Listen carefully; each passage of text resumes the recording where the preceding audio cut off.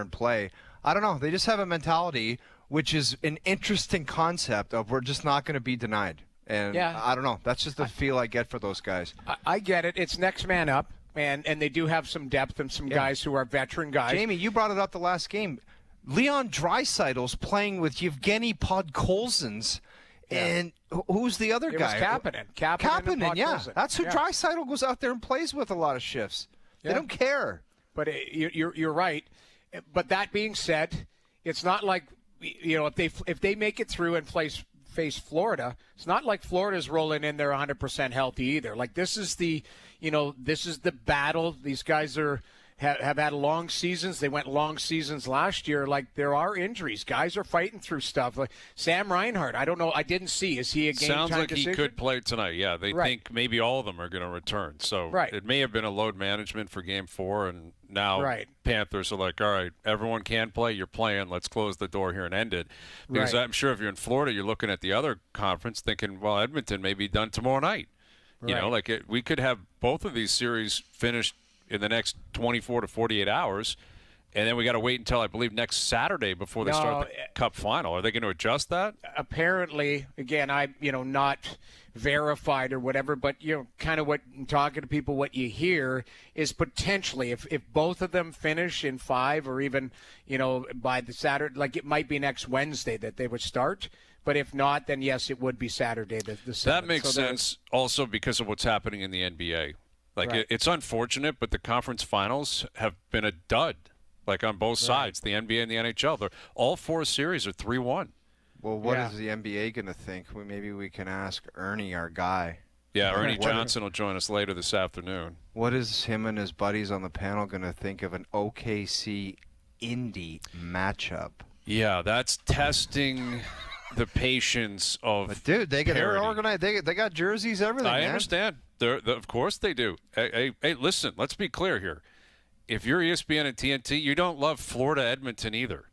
You got McDavid, and, Kachuk has become a big name, but that's not New York, L.A. It's not Boston, Chicago Cup final. No, it's not exactly that's fantasy land for TV people. Like this, in all seriousness, with all due respect, and I love all markets equally, and I always respect all of them. Dude. Indiana, Oklahoma City, Florida, Edmonton is a 4-pack that is, you want to talk underpants cams? Yeah. There are TV execs saying, what are we going to do for the next I'm going to have 3 weeks? a TV exec email me asking for my triple stacks when the ratings come out. Yes, because it's no New York, no LA, the major markets just are not going to be represented. And that's just the nature of the beast, and that's the beauty of sports is you get to go out and play. And there's parity in all leagues, and you look at the NBA, there's star power. Tyrese Halliburton is unbelievable. Shai Gilgeous-Alexander might be the face of the league. He's going to his first finals. I believe that'll happen as of tonight. In the NHL, it's McDavid and Draisaitl going back and chasing their dream again after they were heartbroken last year. That, from a star power standpoint, man, there's a lot of possible storylines and marquee moments and things you can prop up. But if you're talking about the markets, it's obviously going to be a little bit different than usual. But NHL, Hayes, if the Edmonton Oilers, let's just say they both punched their ticket, Florida Panthers, Edmonton Oilers, who would you give to the edge to if the series was starting Friday night? That's a great question, man. It's kind of a pick'em, isn't it? Yeah, I think it might be it's a real close to a pick'em. Look that up, Doogie. Ask FanDuel how they would cap that. Wouldn't you give the edge to Florida? Well, Edmonton has the home ice, but wouldn't you give the edge to Florida because they did it? They've been. I don't know. I got this. That Edmonton team, man. I don't know. They're that Dallas playing team. They very well. through. Skinner's been great. Yeah, Skinner's been great against Dallas. He is a wild card, and he would affect your ability to handicap the series because can he be the guy that's unstoppable, or is he going to morph into the guy that doesn't wear his equipment out there? Well, that is a concern. It is a concern because it's one or the other. But he's on a positive roll right now, Hayes. Oh, the guy was making stops last night that was crazy. Paddle saves, and you're like, what is happening around here? But that Edmonton team, they went from a team, and everyone was critical after the deadline and after the beginning of the season that they lost some speed with the young guys that went out the door and they didn't replace it. How fast do they look right now? The whole team. And shout out to Stan Bowman and shout out to Darnell Nurse, playing pretty damn good hockey. Darnell Nurse, it's very quiet. You're right. This time last year was very loud. Quiet Darnell Nurse is the best Darnell Nurse. He looks pretty damn good out there. He deserves some love. Looks really good. They all do. But, how many times have we talked about Evan Bouchard, when he's noisy? And, some of these players, when they're noisy, it's not the best scenario. When we're talking about a noisy Darnell Nurse, that's not good. That means that he's making mistakes and, you notice him. But when he's quiet, it's like, God, that guy is a beast. He's 6'4", 225 and heavy and, got a mean streak and playing smart and safe. Like, it was brought to my attention. It was funny. I thought about it. That destabilized when Klingberg came back in. Mm-hmm. He's and Wallman's. I've been impressed with him. Wallman's been very good. He's a big guy good. who can skate. But I watched a Jeff Jackson interview yesterday, and I thought it was interesting because he was asked, what moves are you most proud of, that type of stuff. And he said, Stan Bowman was very bullish on getting a puck-moving defenseman at the deadline as opposed to a stabilizing stay-at-home guy. Mm-hmm. For Darnell Nurse. If Nurse could be the guy who jumps up, then you need a stabilizer. Jacob Trouba. Remember, I was banging the Jacob Trouba drum. You need a stabilizing guy. They went the other way, and he said Bowman's thought process was you need to exit the zone. You need to move the puck. You need to get it out. And that's what they've been able to do is exit their zone pretty efficiently. Listen, Dallas had 39 shot attempts in the first period last night. Like, it's not like it's been a game of perfect. Like, they had 15 missed nets. So, Dallas needs to find their game. But Edmonton has done a pretty darn good job of getting out of the zone and being efficient.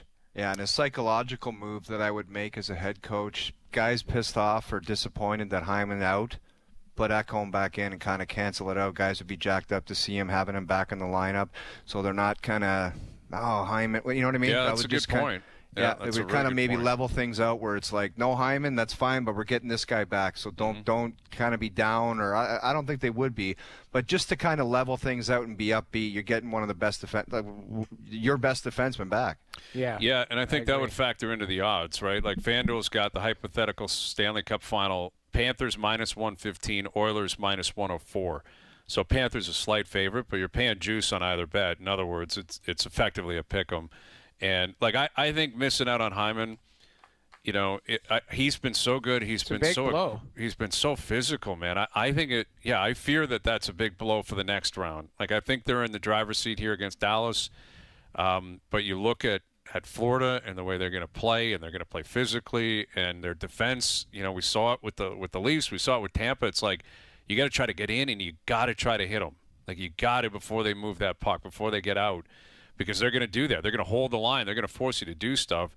And Hyman has been capable of breaking loose in terms of breakaways, in terms of scoring goals, physicality, I'm sure those hits. guys on Dallas were trying to hold the line against these guys the whole series, and they're just not doing it. They're not. But I agree it's a massive loss, but I just think the way that those guys are possessed and the way they're playing, they're just like, straight ahead, fellas. Can't blink. That would be mighty impressive. And I'm not doubting that. I'm not sitting here saying I can't see that. I mean, look at the way Edmonton's playing at home. Like, at home, they are playing as well as anyone I can recall in the playoffs. Basically unbeatable right now. Effectively unbeatable, and they score a ton of goals. And, again, it hasn't always been the McDavid and Draisaitl show. Not. And that's what's impressive. And I think it was Draisaitl after the game saying Nugent Hopkins been their best player.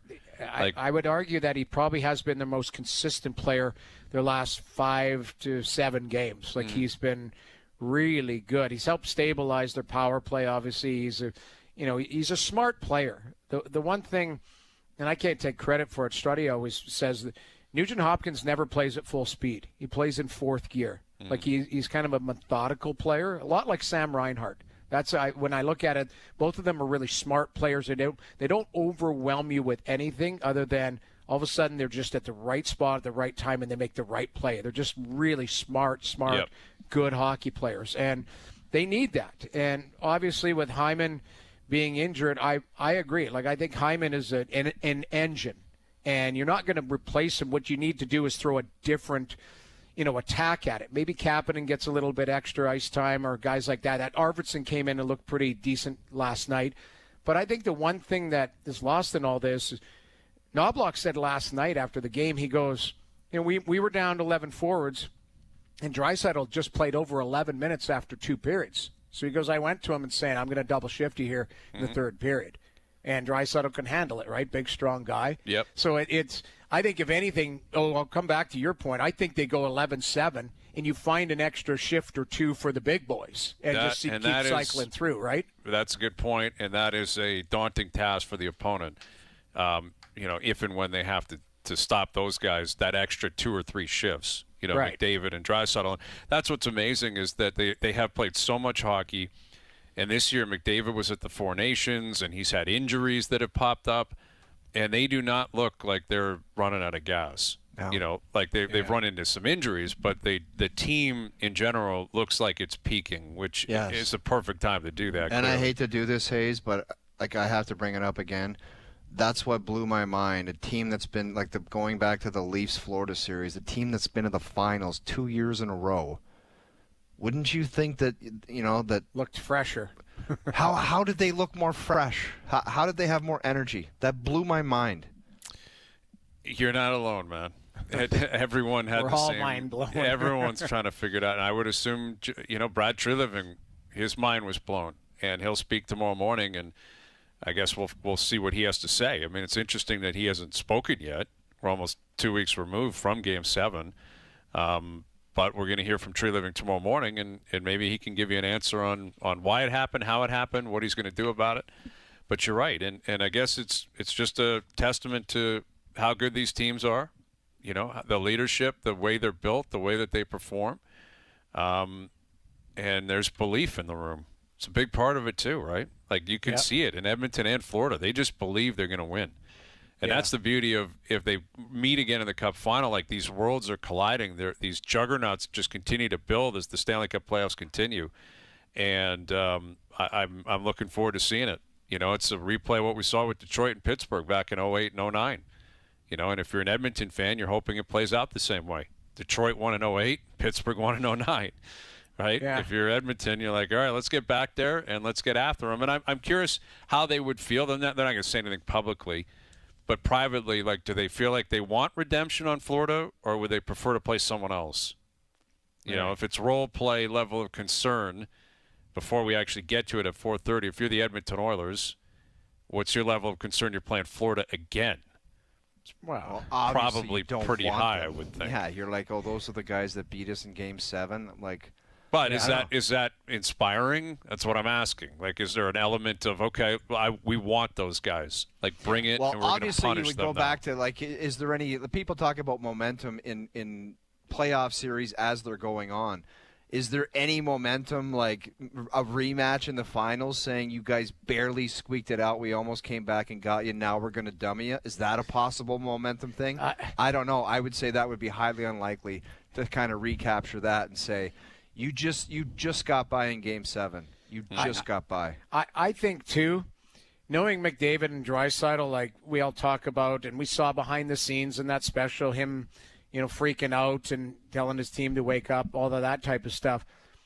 Those guys want, I don't think they're afraid of anything. I think they want, whatever's the biggest challenge, they're bring it on. I don't think they're going, okay, let's look at Carolina. Yes, we'd match up better against them. They don't have they're like, yeah, if it's Florida, so be it. Bring it on. I feel like those guys, me as an athlete, I played with fear a lot because I knew I was going up against guys who were better players than me a lot of nights, most nights. And you played with that fear. I don't think they play with fear. I think they play with you go deal with me, with what I'm going to bring. And I get that sense from top players, regardless, whether it's McDavid, Draisaitl, Tom Brady, you name it. Guys like that sure. are I don't care. That's the beauty of being a beast, right? Yeah. And that's the beauty of being a winner, is that you have faith that you can do it, and you can't control it. It's also about you can't control it, so it doesn't matter, Yeah. You always hear that from CEOs and everything. Don't waste time and energy on something that's out of your control. Right. Well, who you're going to play is out of your control. What you can do is take care of business. Yeah. Joe from the Bridge sent this in. Jason Greger, I guess, tweeted this out a couple of days ago. Twice in 45 years, teams met back-to-back for the Stanley Cup final. The first one was 83-84, where the Oilers lost to the Islanders in 83, and then the Oilers beat the Islanders in 84.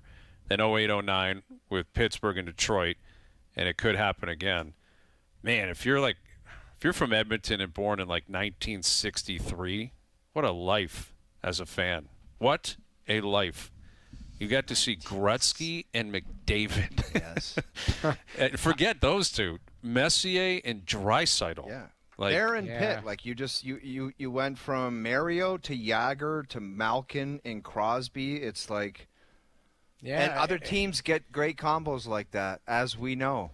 But you Yeah. know what hasn't come along with it? The other part. yeah. Those two are exclusive, though. I can't think, like the Habs, I'm sure you could talk to, Montreal Canadian fan that might say, well, we went from Richard to, Beliveau and Lafleur, but that's Lafleur, a long yeah. time ago. But Yeah. now, like, in the last 40 years, man, if you're in Edmonton or Pittsburgh, like those are the two fan bases that have just been able to watch magicians play for their team. Yeah, I told win. you guys, like as a kid, like I'm not lying. I wasn't an Oiler fan, but I was a Grant Fuhr fan and an Eddie Mio fan and that. But like there was times I'm embarrassed to say Eddie this. I've told Mio. you, I loved Eddie. I love Eddie. Eddie Mio. But there was a time where I didn't go to a Stanley Cup parade because I was like, I'll just go next year. Like that's how I was an idiot. You know what I mean? Like You were as a kid, Boston like. guy. I was one of You were those the Boston kids. kid. Where I was like, nah, I Snotty don't little too busy or Edmonton. whatever. Sixth Like, grade. but it wasn't. I only went because my buddies, like, it was something to do. It's like, okay, hey, let's go watch, the parade or whatever. My parents were taking us or that type of stuff. But that is kind of how spoiled some of those fan bases were. You just mentioned it. The Boston fan who had the Patriots and the Bruins and the Red Man. Sox. The Like it's Boston crazy. run was totally different than anything else because Yeah. it was 20 years of like Brady winning Super Bowls, them coming back from down 0-3 to the Yankees in 0-4 to win the World Series finally after they hadn't won in like 86 years or whatever it was. And then the Celtics won, the Bruins won. Yeah. Like that run is just crazy what Insane. Boston had for 20 years. But and again, Edmonton hasn't won yet.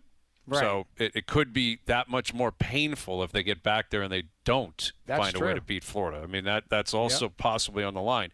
All right, Struddy's coming up today. Got to have Struddy after a win. That's our new policy. Only positive thoughts with Jason Strudwick. So Struddy will join us after 5. We got role play level of concern. Our boy Raffi Torres is coming up today. Raff will join us. He was Raffi's on the that team that went to the Cup final in 06. They love him in Edmonton, as they should. So Raff's coming up on playing in the Cup final, playing in that market, what he's seen out of this series, how tough and kind of, we always talk about it, playing for keeps. The Stanley Cup playoffs have looked. Raffi certainly met that description. He played for keeps. So Raff is coming up this hour. Overdrive continues. TSN 1050 and up on YouTube Live.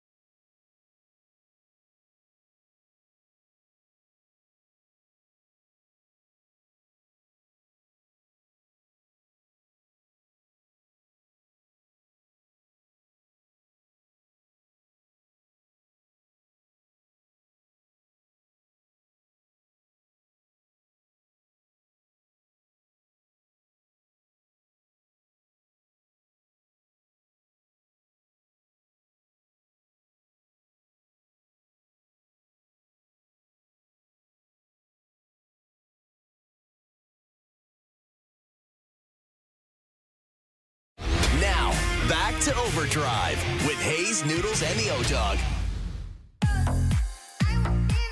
All right, Overdrive continues, powered by FanDuel, bringing you everything from the opening line to the final score. We'll get to our best bets later this afternoon, as we do every show now. We're streaming on the TSN YouTube page, YouTube Live. We're up on TSN 2. Got Jason Strudwick coming up in just over half an hour. Role play level of concern in an hour. JD tweeting in saying, I'm just listening to you guys. I was born in 1961 in Edmonton. Saw Gretzky, now it's McDavid. Now I'm just going to get people writing me, gloating about how great it's been to be an Oiler fan for the last 40 or 50 years. But it is incredible. It is incredible that they're a game away from going back to the Cup final. And so is Florida, and Florida can punch that ticket tonight. Like, that's a run, guys. Like, like, if you talk about continuing, and this is the last time I'm going to say it, you bring it back to Toronto, it's like you put these guys together, you're going to go on a bunch of runs, whether it's conference finals, just finals, and then that's not a run like what they've been doing here. Going to back-to-back finals, like that's a good so like tough. Yeah, think of the so home tough. games. Like, if you go to all the home games, how much fun would that be in a 2-year span, all those home games? It's incredible. I was at the finals last year in the building, and my buddies actually sat right next to Raffi, and they got a picture with him, and like, he's a god there. And honestly, Raph was out there a few times, I think, last year. The building, the roof was coming off. Like, I'm not lying. It was insane how loud that building gets. Like, it's just, you get that, like I mentioned before, the heroin beer into everybody. Like, they're all oiled up. It is just, people are rocking in there. They have a great time at those games, man. Oh, like when Kapanen crazy. scored last night, that place exploded. I know. Like when he made it 3-1 and the game was over, it was party time. Yeah. And, you're mentioning a guy, again, was in the Cup final with Edmonton back in 2006. Also a Thornhill Rattlers alum. Oh, you're a Rattler alum, aren't you? Don't you have your number retired or something by the Rattlers? Dude, it was so long ago. How about you, Raph? Do you have your number retired by the Rattlers or what? Let's just say I was on the team. That's about it. Okay, not retired. Hung out for a year. Okay, great catching up with you, buddy. We were just talking about last year, obviously, when you were out there and being in the building. They put you up on the big screen, and it was a big pop. You've played in a Cup final there. You've witnessed games there. Put it into perspective. What is that building like during the Cup final? I always use the word electrifying. I listened to The Rock the other day, and he's talking about, the pins and needles shooting down your spine, and it's a perfect way to put it. Like, jumping onto the ice, I think it was The Rock would go, then I think it was Rolison. I think I was the third one out, just for that skate before the anthems. And oh man, I can't. Like, I just get chills just thinking about it. A pop, like, you're always chasing that feeling. And I'm like, I go to rinks here and there and listening to the crowd and stuff. I'm like, yeah, this is okay. This is okay. These games okay, whatever. But in Edmonton, not just because I'm being biased or whatnot, but it is it's just a different sound. It just pumps right through your brain, and just a great feeling. I definitely miss those times. Raffi, I know the game has changed, but you were a physical guy, and certainly were not shy to impose your physical will on opponents. You look at the game now. Is it as physical? Is it a little bit different? Like, how would you approach your game in today's game? Would you have to dial it down a little bit, or would you still be able to line somebody up and go right through them? Well, if I wanted to play consistent games, I definitely would have to slow it down a little bit. But listen, I'm going into contact right now with my little guys, and it's first year contact, and the word through the room is like, hey, listen, if you go out there looking for it, then it's that's kind of when I got in trouble. And just kind of not recognizing when and not to go and all that kind of stuff. But if you just play the game hard and feet moving, and my big thing was getting in on the forecheck. I love getting in on the forecheck and stealing a puck and from a dump, and winning that 50-50 battle, get it back to the D, right, get to the net, and then another area to kind of mix it up and just bounce in those greasy ones. But you just got to be careful out there. The game's so fast right now. I'm not saying it wasn't fast back then, but you could wait there's a couple late seconds. There's a couple late hits. Obviously, every one of my hits back in the day is probably suspendable today. But you know, it was just a different era back then. You know, guys knew it was coming, and you know, it was you know, you give what you take, right? So I think it'd be a little tough for me to play in this era for sure. Raf, you're not doing demonstrations with the kids, are you, for body checking? Listen, I had a kid years ago. You know, I was like, you know, he just went. It's not even contact, and he just goes and lays some kid out, and I'm just like, hey man, like you can't do that. What are you doing? And he's like, well, you used to do it. You know, like I got a 9-year-old kid telling me that. I'm just like, Jesus, yeah, you're right. What can I say, right? Like, probably while I'll be done coaching in a couple of years. But you know, listen, it is what it is. You know, what can you do? That's it, man. And it's funny, we're chatting with Raffi Torres. I was chatting with a mutual friend of ours this morning, actually, who was out kind of helping coaching a junior rookie camp recently, and he said there were huge hits in a bunch of fights. And he said his interpretation was, like, it's kind of swinging back where you look at Florida, you look at guys on Edmonton, like physicality and being tough and being a gamer and, like you said, getting in there and being willing to hit and battle. Like, that's still the sport. Yes, it's skill. You got to score. You got to, you know, special teams and all that kind of stuff. But, like, I guess you can speak to it, Raf. Like, put us on the ice in a cup final. Like, how intense it is and how every guy out there, I'm sure, is willing to do literally anything they have to win. I think that's what kind of made us pretty special as, you know, as an 8 seed going up against 3 of the top teams in our conference in the 06 run there. You know what? It was just something that you didn't want to come back to the bench bailing out on a hit, bailing out on blocking a shot. These are just non-negotiables, right? These are plays that need to be done, and in order to reach the ultimate goal. Florida has shown that, you know, in the last couple of years. I love Florida's game. It's an old-school type game. You know, obviously a lot more skilled than how we were in 06, but a lot of resemblances in terms of, you know, gritty, nastiness. Like, if you watch Florida, you know, you guys obviously do, but these guys, every guy finishes hits, and it doesn't have to be laying guys out, but it's letting guys know that you're there, and not you know, earning every inch on the ice. So, yeah, it is. I think it's just great, and you know, it's nice to see Edmonton kind of, you know, take a page out of that, and you know, like I'm really hoping for Edmonton, you know, Florida finals here. I think it'll be a good. Another great, you know, series, and you know, I think Edmonton has got the depth now, so it's kind of exciting to see what happens. Raffi saw the injury to Rupe Hintz, and last night Evan Bouchard goes and gives him a tap on the laces there. I mean, I almost feel like that's the reason why the league has always just labeled it upper body, lower body, so that guys didn't target. But, you know, if you were back in the day, is it more about maybe not being as obvious as Bouchard was, but I think guys would target any type of deficiency an opponent had? I mean, you don't want to, you know, you never want to go say, hey, listen, I'm going to go and try to get this guy. I know where he's hurt, whatever. But, you know, it's just a matter of, you know, something's wrong with the guy. He's probably not feeling his best. Sure, if I get a chance to get a lick on him, I'm gonna lick it up, right? So, good for Bush, you know, like, hey, he's letting him know he's there. And, you know, I think that's how Edmonton has to play, with that chip on your shoulder and kind of like, you know what, it didn't work out last year, but it's been a year and we're a different team now. And, you know, you guys are going to be up against something big here. With Raffi Torres. So, Raff, you were in the Cup final in 06 with the Oilers and in 2011 with Vancouver. And, you know, if Edmonton gets to their second Cup final here, I'm sure a big storyline will be, you know, what you learned from your previous experience, what the Oilers can take from last year and apply it to this year. I'm curious, you know, how you handled that, you know, when you went there in 06 and then, 5 years later you're there, albeit with a different team.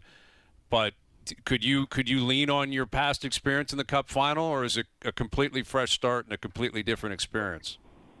Well, it, definitely. You know, the experience definitely helps. You know, the Game 7 before Carolina, in Carolina, I might have slept, you know, 45 minutes if I even slept that night before that game. Just so nervous, and you know, this is the ultimate stage and a chance to live out your childhood dream, and you know, doing it with that kind of a group, which is obviously really special in that dressing room there. Yeah, experience I think is huge, right? You know, it's you know, against Boston there, you know. I maybe got 2 hours of sleep the night before the game, right? So a little bit, a little bit more eased into it, and had a pretty good game in game 7 for Van, and a really good game in game 7 with Edmonton. So I don't know. I think experience is massive, and what better avenue for the Oilers to seek it out now? Absolutely. Yeah, and I mean, you obviously were a player, but you're a fan now. You were out there last year. We ask everyone the gratuitous McDavid question, but as a former player yourself, like, what do you make of this guy? How good he is? How fast he is? What's your read on watching Connor McDavid every night? I think when I watch Connor McDavid, I'm watching in my eyes, the best hockey player ever to play the game. What he does at that speed, if you don't play hockey and you never played in a game, you have no idea what he's doing out there, how incredible it is what he does at a high speed. Just the game, I never was on the ice with Gretzky or whatnot, but it just seems like whenever he's got the puck, it's like, all right, now it's his time, right? This is hockey his way, right? Like, as where him and Gretzky is just a different animal when it comes to what these guys do and what makes them so special. It's like, holy, what some of the stuff he does out there just drives me crazy. It's insane how good he is, right? Yeah. Like, it's like, where does this come from? What's he doing? Is he doing this? Is he getting better in the gym, or what's making this guy so good? Is it God-given talent? Whatever it is, man, it's nice to watch, and it's great that he's an Oiler and a Canadian kid, because we're going to be talking about him for a lot of years when he's done. Absolutely, we will. Well, they're a game away from getting back to a Cup final. Do you have any plans once they get there, if they get there, to head back out? What's your story the next few weeks, Raf? Yeah, well, I've got the call to go back, and this is what experience does to you. I'm like, you know what? Maybe I'll wait a little while. Maybe I'll see what happens. And they're going to make it to the finals. They're going to the finals. So I'm like, you know what? Maybe I'll go to one of those games, right? I mean, Edmonton alumni is just solid. They reach out, they fly you out, they bring your family, they put you up. It's like, holy man, it's like you're back in the show for a couple of days now. You get a little pop on the ice during the intermission and stuff. It's just a special couple of days there. And listen, man, Edmonton is a really special place in my heart. It's where I broke into the league, and I wish I would have. I say a lot of things that getting traded to Edmonton was the best thing that ever happened to me. But getting traded at Edmonton was probably the second best thing that happened to me. But it's just like, listen, good times, right? Like, great city. They love the boys, and it's a special place. I hope they can pull it together. Absolutely. All right, pal. Well, we'll catch you soon. We always appreciate you doing this. Good luck heading out to Edmonton, and let's get out and swing them soon. Thank you for doing this. 100%. Hey, thanks for having me, guys. Take it easy. Have a great night. You got it. Yeah, There's see you, Raffi Torres. See, I got to wonder. They flew Raffi out. I wonder if they give Struddy like a bus ticket or something like. Send a car for Strud, maybe. Yeah, no, Uber. send her Uber, or just literally like a bus, bus fare to Right. get down to the rink. And you got to invoice that. You pay for it. Send us an email. We'll get it back to you. Hey, what would the vibe be at Coppenwood if some random guest was trying to be a hotshot and hit one into Raffi Torres and buzzed his tower? I think it What would be a rude awakening if that guy wheeled back in the cart and you saw him get out of the cart. got to be the You'd most see terrifying. a grown-ass man running into the woods for his life. He'd run for his life. It would be terrifying. Raf's a man of the people out there. He plays with everyone. Everyone loves Raf, but he's terrifying still. He's still a big dude, and he's just got a presence to him. Yes. Yeah. If Isn't he all tatted up, and he's got the jacked arms? He's got the tats. He's got everything cooking, and you're right. If you snap hooked one and didn't yell four, and you come around the corner and Raffi's standing beside your ball, that would be terrifying. Just drive, just pack it in, drive to your car. That's what you'd have to do. You would just keep walking. Say, I think some guy hit that, man. I'm actually going into the clubhouse. That wasn't me. I didn't want to bring it up, but next time you golf with him or whatever, ask him if he knows the Tyson Nash call on his hit. Does he know that Nash took a lot of heat for him? Nasher saying on the broadcast it was the cleanest hit he's ever of all seen. time. The thing Yeah. is, we reviewed it recently because I hadn't gone back and looked at it. It was a great hit. Like, he's flying, Yeah. but Hosa's got his head down, and because it was Raff, he was going to get hit. Scott Stevens threw that hit 45 times in his career. Yeah. And it was celebrated, and the reaction was, well, the players got to figure it out. And I'm curious where the sport is going. Like, again, I was talking to a buddy of mine today who does a lot of stuff with, like, kids hockey and stuff, and he was out helping a junior team, and he was taken aback because he hadn't worked with, like, junior age players in a long time, and he was a good player, and he played pro, but he was like, man, there were some huge hits, fights, and that's a part of the intriguing element of the game. One of the many intriguing elements of the game is that there's always been an avenue to make it, quote unquote, in a sport, if you just play all out. And, yes, you got to skate. Yes, you got to be able to make plays. But if you're tough, if you hit, if you're physical, if you skate, if you fight, if you battle, if you grind, if you have energy, You're loved. you can go a long way in the sport, man. And that's the truth. And I think that avenue's still there. Like, that's a great hit on Hosa, dude. Like, we're watching it now, Raf. Like, he comes back, he's not looking at him, and he comes flying through him. Like, I don't know. Anyway, Did he get like 20 games or something ridiculous? Like, I still think that's. Listen, he does propel. I guess he's up off his feet a little bit. Yeah, that Dude, But what is the breakdown of that today? Like, that's 40 games today. well, I don't know. I don't man. know Like, because just, Raph was a marked man at that point, and in he some was a ways. repeat offender too. Like that was the thing. Yeah, if that was Zach Hyman throwing that hit or Mason March, guys who haven't, been suspended a few times and been on the result books. didn't do him any favors. Like, when the guy gets carted off and it's like he doesn't come back, like, then you're doomed no matter what. I agreed. You're right. Like, that is, injury, I do believe, factors in. And, Hosa did get shoveled off the ice. It was awful. Oh, yeah. But, It was a big hit, man. I get it. I understand. Like, wow. yeah. And it was a bit of a different reaction. Like, even the hit was a Petrovic on Brown. Like, he was flying in and came up and got him, and nothing came out of that. And true. Brown's not playing. So anyway, it doesn't matter. We're moving on here. Struddy's coming up. He's got his bus pass and everything right down to Rogers Place for the Cup final. Role play level of concern in about 45 minutes. Overdrive continues. TSN 1050 and on TSN 2.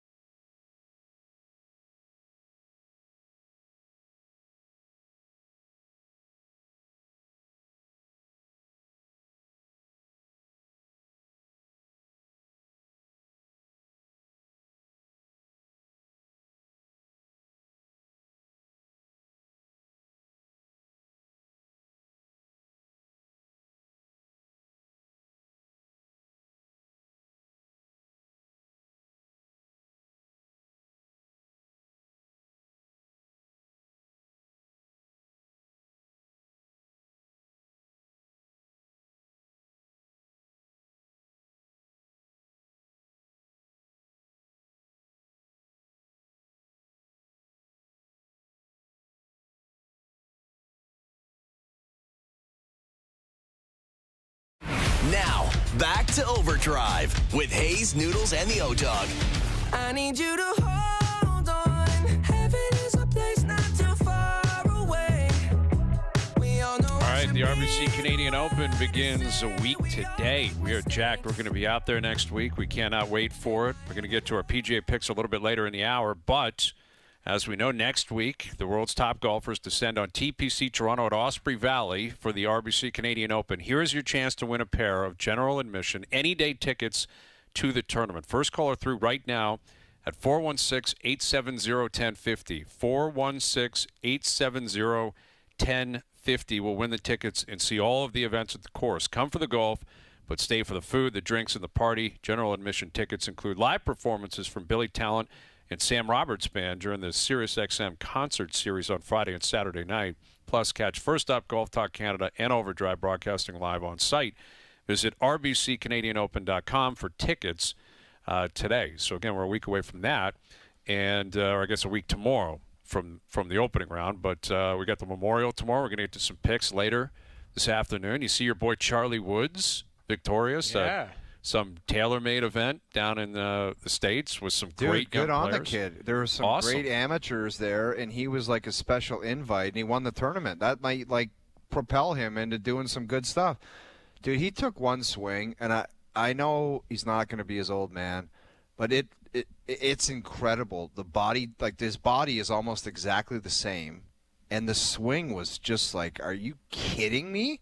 It looks so dialed, man. Yeah, it looks really good. And I guess Tiger told him to swing like McIlroy. Like that's how much, respect he's got from McIlroy's swing. And I guess that's easier said than done. But I've read that some people think that's kind of the way Charlie Woods, drives the ball anyway. It doesn't bomb it like Rory. But he's got a compact that swing right like there. him. That looks like Tiger. That does not swing him. Everything looks like Tiger Woods. Yeah, but he's not as skinny as Tiger was. Like when Tiger was a kid, he was skinny, man. Dude, like, this that kid guy looks jacked. like a beast, man. The back on that kid, like he looks like. Yeah. I don't know. It's pretty exciting stuff, man. Maybe that could kind of, because he had some kind of embarrassing showings at qualifying stuff, and it was a mess. But he was trying to get into like the U.S. Open and stuff. Yeah, and that is difficult to do. He's still a young kid, but it does speak to the power of a guy like Tiger, where his kid wins an amateur tailor-made event, and everyone in the golf world is buzzing. Like, I can't believe this. Do you see Charlie won and who he beat? Oh, yeah. Anyway, maybe we can get him up to the RBC Canadian Open at some point. Yeah, right? I've got a celeb partner myself tomorrow. My partner is, of all the NHL alumni, the Sea Flight champion from Rattlesnake Point, Coco Koliakovo. Yes, Wow. you and Carlo out there. Okay, the fishing. buffet busters. Yeah. I Dude, love if it. he pulls out a fishing rod, I will. He will. Just drive away. No, he won't. He will. No, he I won't. hope he does. I want him to. Jason Strudwick, role play level of concern coming up. Overdrive continues. TSN 1050 and on TSN 2.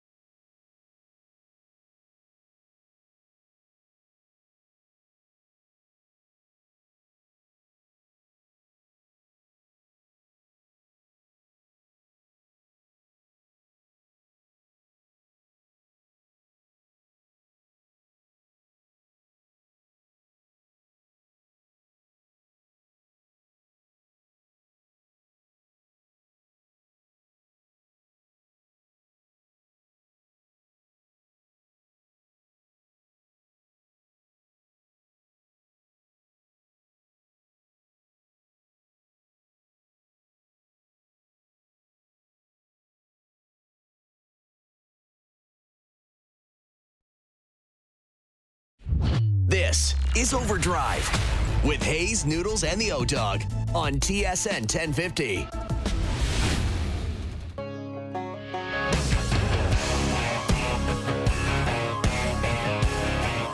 Speaking of golf, Hazy, I hope Joe from the Bridge can put it up soon in this hour. The Ryder Cup captain, Keegan Bradley's watching OverDrive right now. He's got a nice pic with the fellas right in the background. He's ready to rock. He knows what's up. I love it, man. I love hearing that. That's great stuff. And our boy Scotty Vale, right? I'm sure Scotty's right in the middle of everything, as he should be. And I need to see that pic. There it is. Look at that. What a There's legend. the Ryder Cup captain right there watching OverDrive, getting dialed in. He's rehearsing speeches, listening to us to talk to the boys to fire him up for day one. Let's go, Keegan. That's awesome. I love it. An absolute legend, Keegan Bradley. We love seeing that. We love hearing that. And, listen, man, he's rocking, right? Like, Keegan's still chasing wins, and he's chasing playing. Dude, he's going to be on the Ryder Cup team. I would call Freddie Couples and say, you be the captain. I'm on the team. Right, I'm playing, man. I want to play. I'm playing. I want to play. It's Bethpage Black. It's in New York. It's going to be unreal. And we got the Memorial this week, then the Canadian Open next week, then the U.S. Open. Like, this is one of the best, if not the best, 3-week stretches in golf, man. It doesn't get much better. So we'll have picks on that a little bit later on. I might have to take Keegan. I think I might have to jump on I'll that. take him first right now. That pick fired me up. I'm emotional. I'm fired up. Like, I'm taking him first. He's my first pick. Have That's anybody your first else? Pick? Okay. Then I'll maybe take Scheffler, but I'll think about it. I might want Keegan. I might want Bradley. I might want Struddy, right? Strud can get out there and hack and whack, and Jason Strudwick will join us here in a moment. And he always complains we only invite him on after a loss. And here they are winning. The Oilers are winning. They're almost in a cup final. Somehow he'll spin this into loser. a. Wow, you know how he works. Well, you know he's you going to ever bring think up. he just says, screw it, I'm going into the moss pit undercover tonight and blow off some steam? Put on a mustache and a hat or just something. a wig I'd and a love to hat see and it. some glasses and just start causing problems out there. I'd love to see it. I've seen him do it on the dance floor with a couple in him, but I don't. That was back in the day. I don't think he's got the moves anymore. Let me ask you 50 this, years old. Noodles, and I know you guys were probably shattered back in the day and you had 100 drinks and White Russians or whatever you used to drink. China Do you Whites, think that's Struddy- what he drank. China White, sorry. Do you think he was a good dancer when he was into it? I will say Because you this. know how everyone has liquid courage and they think they're He- doing good things out there. He had a routine. I'm not lying. I wish I had it on video. He would have a routine. He would go into the middle of the dance floor and start stretching. Like, he would touch his toes and do, like, loosen up, and then he would start the moves. Like, he would, and he's big. Like, it's not like he's 5'8". He's 6. Back in the day, he was 6'4", 230, and jacked. So you got this monster in the middle of the dance floor, touching his toes, stretching out, and then starting to move. He would have, like, not a moonwalk, but you know that I can't remember what it's called, the one leg and the arm, and they go backwards. Oh yeah, like, that's a tough move to pull off, man. And if it goes south, you're the biggest loser on earth. If you fall and you're holding on to your leg. He had this move where he'd kick forward, grab his leg, and then spin down and do like a spinorama. That's impressive, man. It was actually like he had some moves back in the day. Those aren't moves. That's idiocy. That's a vibe check. That's letting everyone know there he is. That's what he looked like, though. Strutty. That's the difference. Yeah. Not when he, like, you fast forward. Like, you don't have those aging apps. You put an aging app on that. That's what's calling us in 5 minutes. Like, not that guy. I don't know who that guy is. That's from 30 I don't know who years that guy ago. is either, but the other guy will join us, the actual version of Jason Strudwick. Exactly. And, we'll get his take on the Oilers' win last night, why they're so successful at home, the loss of Zach Hyman. He's done. Had surgery today. I just feel for the guy. I mean, it sucks when you're this close to getting back to a cup final.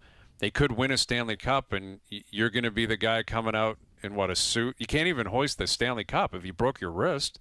Yeah, you can. Dougie Waite did it. I think he separated his shoulder and he hoisted that thing up. Okay. I guess you'll be running on adrenaline and everything. Maybe it's worth a shot. And if it can't be damaged anymore, you're like, screw it, I'm doing it.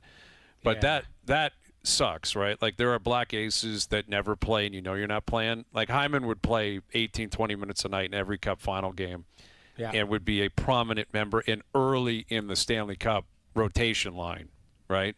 Like, I got to think, and this is silly to even put the cart way before the horse, I got to think it goes McDavid, Nugent, Hopkins. Wouldn't it go Nuge too? I think it's probably big boy time. Like it might be like I think it's just McDavid, a weird Draisaitl. Do you think Draisaitl gets it second? I think that. I think Nuge has been there the longest. Dude, man. I get it, but I think sometimes it's like when you're talking big boys, I might go big time. Like Nuge might say, "Draisaitl, get up there and grab the cup next," and then we'll go in normal order. We're getting way ahead of ourselves. I understand we're way just ahead of so ourselves. you know, crazy talk. They haven't beat Dallas. I know and that. Dallas I is a formidable team, and the team that potentially they faced beat them last year. So I'm just speaking hypothetically. Yeah, but it's just a hypothetical question. We've got to be careful here because there's people that on the Panthers that watch this show and they're going, really? You're all right, let me flip it. Let me ask you this hypothetical, just to even things out. Okay, say fair Florida enough. wins the Stanley Cup. When does Brad Marchand come up? I think it goes Barkov right to Marchand. Don't Really? you think? He's already won one though. Like he won one in 2011. Okay, who am I missing there that's new on that team? Well, Seth Jones, but I think Jones. That's not. But he's not like, wow, you've had this grizzled career, and it's so great, that you're with us this time. That is interesting. Like I feel like Marchand would be really high on the pecking order. From what I understand, he's stepped right in, and the guys love him. Like you see them shooting the rats after the wins and all that at him. Like I don't know if you've seen that. Like he's really endeared himself to the dressing room and become a leader, not just a guy that, hey, you know what, we picked up this 36-year-old veteran to slide into the background. Apparently, Marchand's a big part of that room already as far as leadership group. Because he's pulling his weight, right? Yeah, you guys say it all the time. You can't be a rah-rah leader and stink. That's true. No one wants to hear from you. Yeah, if you were if you were junk at this and you were like, you got to be, I would be like, no, thanks. Thanks, pal. Appreciate your opinion. Yeah. If you're Wayne's World, I'm like, you don't give directions to any of us. No, but you're gotta pull the your best. Weight. You got to pull your weight. All right, here he is joining us on the Maple Toyota Hotline after an Oilers win, which is the way we always prefer, ahead of a press conference in Toronto tomorrow. Yeah. Here's Jason Strudwick. What's up, Struddy? I love that you didn't tiptoe around it. The old press conference season. I can't believe it. So let me get this straight. Tomorrow's a scrum. Tomorrow's a scrum. Oh, no, they'll find a table and a nice drink to put over top of that thing. So the GM's going to talk about the meeting he had as his boss that'll be different than the boss's talk previously that the other boss already had. Right? Is that kind of... Yeah, we're spreading it out. Got it. Well, you got time to fill here, right? I mean, at least got to stay in the interesting news cycle. Yeah, that's the right. Press conference. I saw that. You know what? It was kind of a gutless tweet the other day because you put it out right at 4:00. Right as our show was about to start. And you know what? To our credit, we didn't acknowledge it, did we, on the show? Not doing it. Not doing it. We won't fall for that type of buffoonery. We're not doing it, Struddy. We're excited for the press conference tomorrow. It's going to be a great press conference, and we look forward to it. Anyway, what's life like out in Edmonton? I'm guessing everyone's pretty happy. Yet is the Zach Hyman news, is that kind of a black cloud over things? Like, how do you marry the two considering what happened last night? Yeah, that's a really hard. You saw the play. It looked pretty innocent. I mean, what team wouldn't want a guy that can score 70 goals one year, the next year have 100 hits and 2.5 playoff rounds? I don't know why any team would give up on that guy. Right. But unfortunately for the Oilers, he's out, and it's a head coach talked about it's likely he's out for the playoffs, and so upper body, is it shoulder or wrist, doesn't really matter. He's out. So the Oilers have quite a bit of depth, but he's a hard guy to replace. Right? Like, let's just be completely honest here. He plays beside Connor. He can score. He can hit. He's a good leader in that room. He's just everything that you want for a team that's trying to win a Stanley Cup. So it really challenges Chris Knoblauch to find the right way of getting it done. I mean, I guess the question is, can the Oilers win 5 games without Hyman? Well, there are a lot of people who didn't think that the Oilers could win, 4 games without their best team and Matthias Ekholm. That play reminded me of Kirby Doc in the World Juniors, where he just avoided getting hit and he was missed the tournament. Right. Like, he hurt his hand. It was almost it was same building, same hit. And it's got to be his hand or something, but I don't know. But then you got a feeling, Strud, that they'll just – I was telling these guys, and they were adamant it won't happen, but I was claiming next man up, it won't phase the Oilers. You say yes or no? Yeah, I mean, I guess yes. I'll say yes. They have a lot Not of guys. very convincing, Struddy. No, well, because it's hard. I mean, you look at the players you can lose on this team. He'd be at the top of my list. I mean, Connor, Leon, Ekholm, Bouchard, Nuge. Is Hyman the next guy up there? So you're talking about one of your top, 5, 6, 7 players. That's not easy to replace. But what Novak's done when he builds his lines, I think he's trying to add speed, some muscle, and then another guy on top, like a smart guy like a Henrique or not the McDavid isn't all those things, but a McDavid to every line. So you'll have to kind of move it around. So they have some options. Kapanen's played really well for them so far this year, or this last little stretch. Jeff Skinner, does he get a tap from the sidelines? We've seen him one game. Can he come in and play some good minutes for the Oilers? Arvidsson got back in there. You still got Derek Ryan. You got Max Jones, another guy that they traded for with some heaviness, and even Trent Frederick. Can he handle more minutes? I thought last night he was moving pretty well. So there's options, but it's hard to replace Zach Hyman. Like, let's just call it as it is. It's like Reinhart, not playing for Florida. He's back now, it sounds like. But it's a big one. That's a big thing. That's a big hole to fill. So, Struddy, in looking at this, I wouldn't call it a turnaround. Now, they're 11-2 in their last 13. But is it, I would call it the chicken or the egg. Is it Skinner playing a lot better, or is it defensive play, or a combination of both? Because, they seem to find a recipe, regardless of what it is, every night to find that win. Yeah, it's incredible. You look at, where Stu Skinner's save percentages now, and, whether people believe that or not, you want the highest one you can. And I think he's over 900, it's like 910 or something. And just, last week or even 2 weeks ago, he was well below that. So I think it's the structure in front of the Oilers has gone more consistent. And then when that happens, I think for the goalie, your shots where they're coming from, the opportunities are coming from makes a difference. And Stu Skinner isn't great off the rush. And against Vegas and against Dallas, two teams that love going off the rush, they've done a really good job of limiting those chances. So, that means you're coming up the ice as a forward. And what do I do here? Do I turn it over at the blue line? Do I drive it deep? Do I trim it behind the D-man and go get it? And just not allow them to have the counter punch. Then when they do try to break out, the Oilers try to get their high guy, and then they back check hard, and they're holding up. So Stu Skinner has had to face a lot of off-the-rush chances the last couple of rounds. And that is kind of, one of his kryptonite, and that's everyone's got it. So I think it's, to answer your question, Noodles, I think it's that ability to understand how you have to play in front of him, and then he's found his comfort level. Because right now, he is not the same goalie he was in those first couple of games in L.A. He looks so calm and way more poised. With Jason Strudwick. So we were throwing this around earlier, and admittedly, again, we're getting ahead of ourselves to an extent, but it does feel like we're looking at a rematch, Edmonton, Florida, in the Cup final.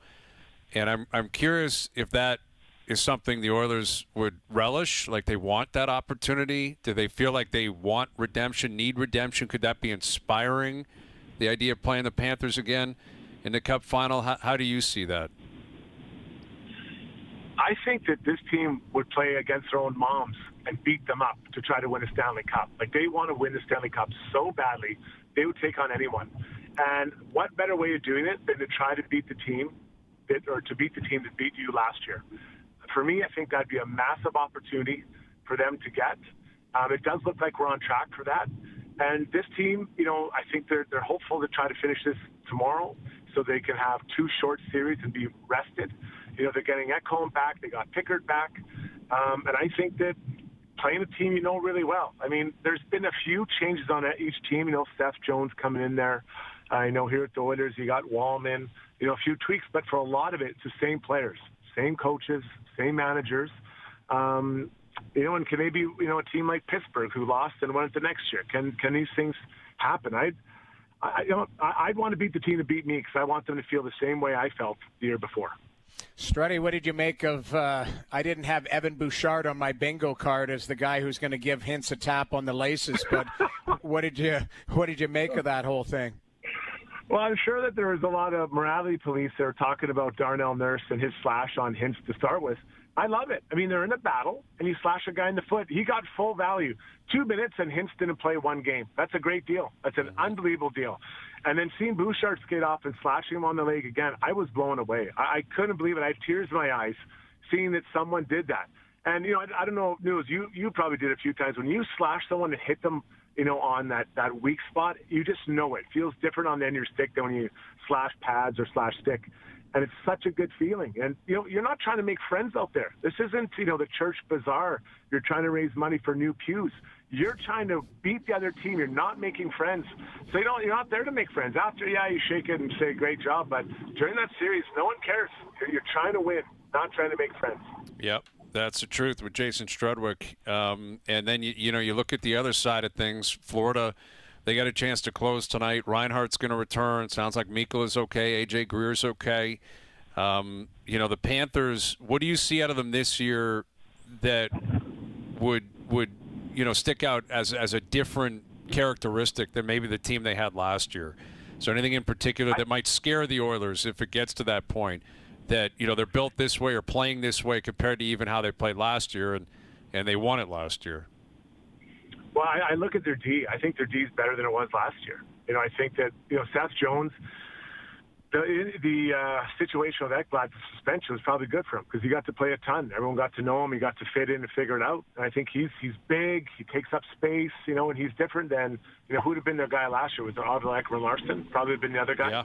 Then I think Nico Makla. I think he's also kind of improved. He scores some goals every now and then, and he's in there too. And he's a bit annoying, and he plays heavy. So I think that D is either improved individually and or added a piece that's better than what they had last year. And that D was already pretty good. You look at some of the guys they had. So that to me is going to be a pretty big challenge. Now, Brad Marchand presents a whole nother way of doing it. But the Oilers have played against those type of guys, and they have the Kane, the Nurse. Trent Frederick, I think, has another gear to find in that kind of annoying style of play. So I think that would be okay. But that D, I don't know what you guys see, but that D is pretty good. It's pretty stacked. Yeah, they are. Yeah, they are. And that's it. Go ahead, O. Struddy, there's been a lot of coaches or lookalikes behind the bench. There was a Knobloch guy. If somebody from the Oilers organization or anybody in a National Hockey League rink had to hire an actor to replace Jason Strudwick to have a lookalike, who do you think they would select? Well, it'd probably be pretty expensive to get this guy, but I know people are going to laugh, but I think I look just like Aston Kutcher, right? I think a little more muscular and better hair, but very similar. And he doesn't have the shoulder musculature that I have, but he's I swear, you look at us together, we're very similar. I was going to say Gary Busey, but Gary Busey. That would be a good one.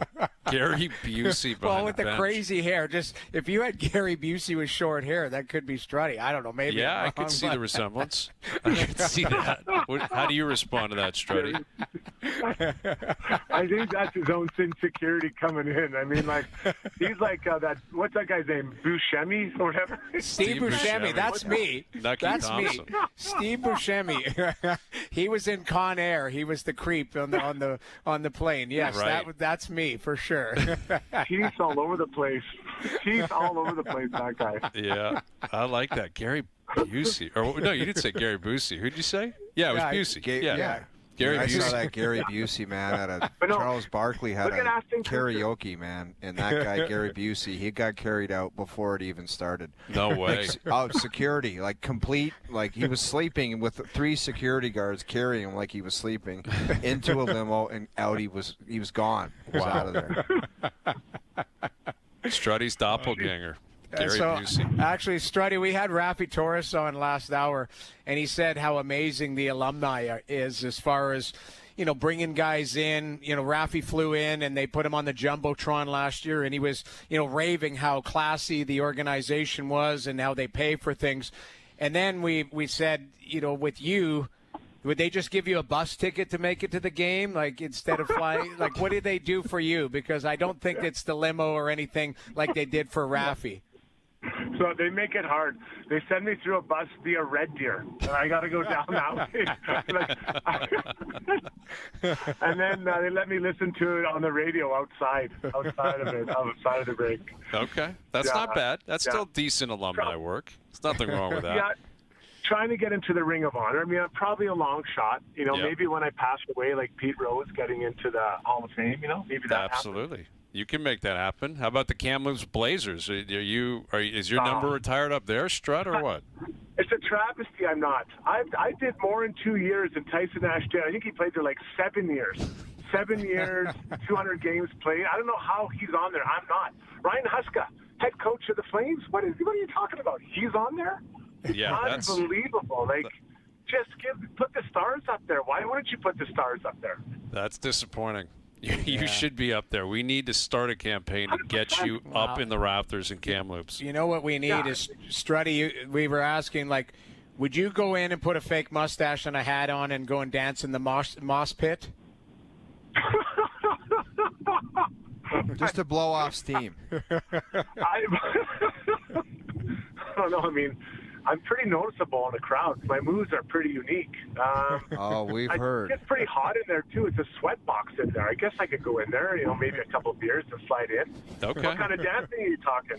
Struddy, we have to ask you one thing. When you got all boozed up back in the day with Noodles said you did a stretching routine on the D floor.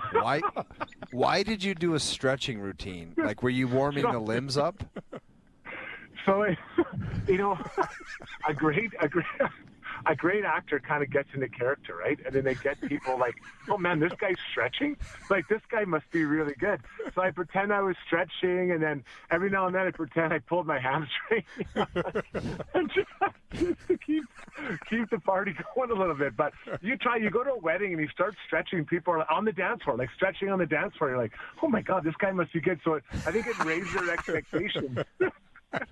Only to completely deflate all of it once you actually start moving. But I like that. You're right, man. It's a vibe check. That's what we're saying. Well, it does get people excited. It's like McDavid burning around in warm up. People are like, this guy means business, man. Yeah, this guy has serious moves. And all eyes are on this guy. I love it. Yeah, oh, there he is. We get a snapshot of you and Gary Busey. Busey looked great back in the day. Yeah. Like he was, he got whiter teeth. Whiter teeth. There's Ashton Kutcher. He does. He's got piano keys. He eats an apple in one bite. Sure does. All right, Struddy. Well, enjoy yourself out there, and make sure you tune in tomorrow. We got a press conference in Toronto tomorrow morning. Yeah. So, what time is that? 9 a.m. Eastern time. I just want to make sure I don't miss it. 10 a.m. Eastern time. Yep, 10 a.m. Eastern. 10 a.m. Yep. Okay. So, are they going to tell us when the next one is, or is this?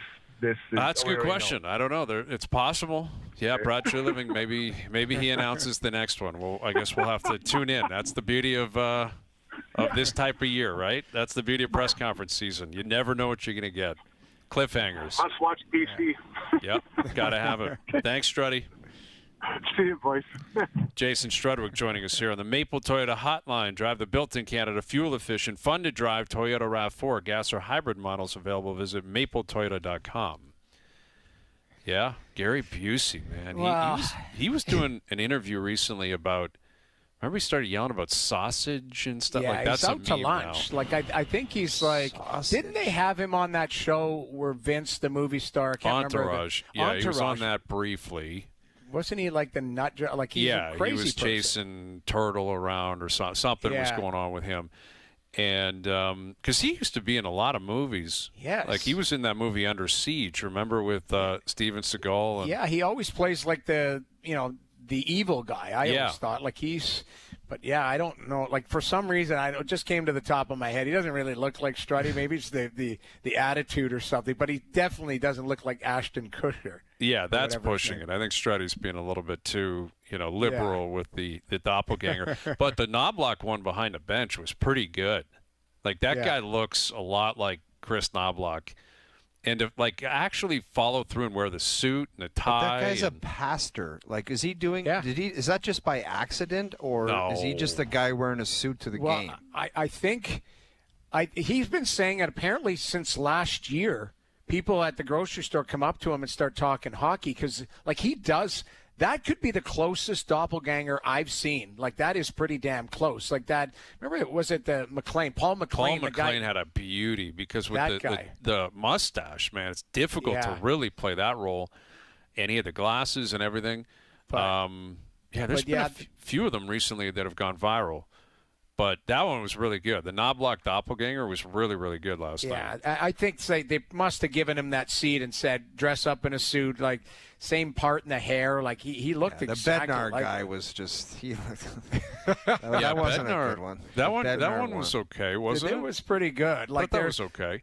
Yeah. Is there any doppelgangers out there for us? Like, is there anybody be like, hey, I know that guy looks exactly like Send him in.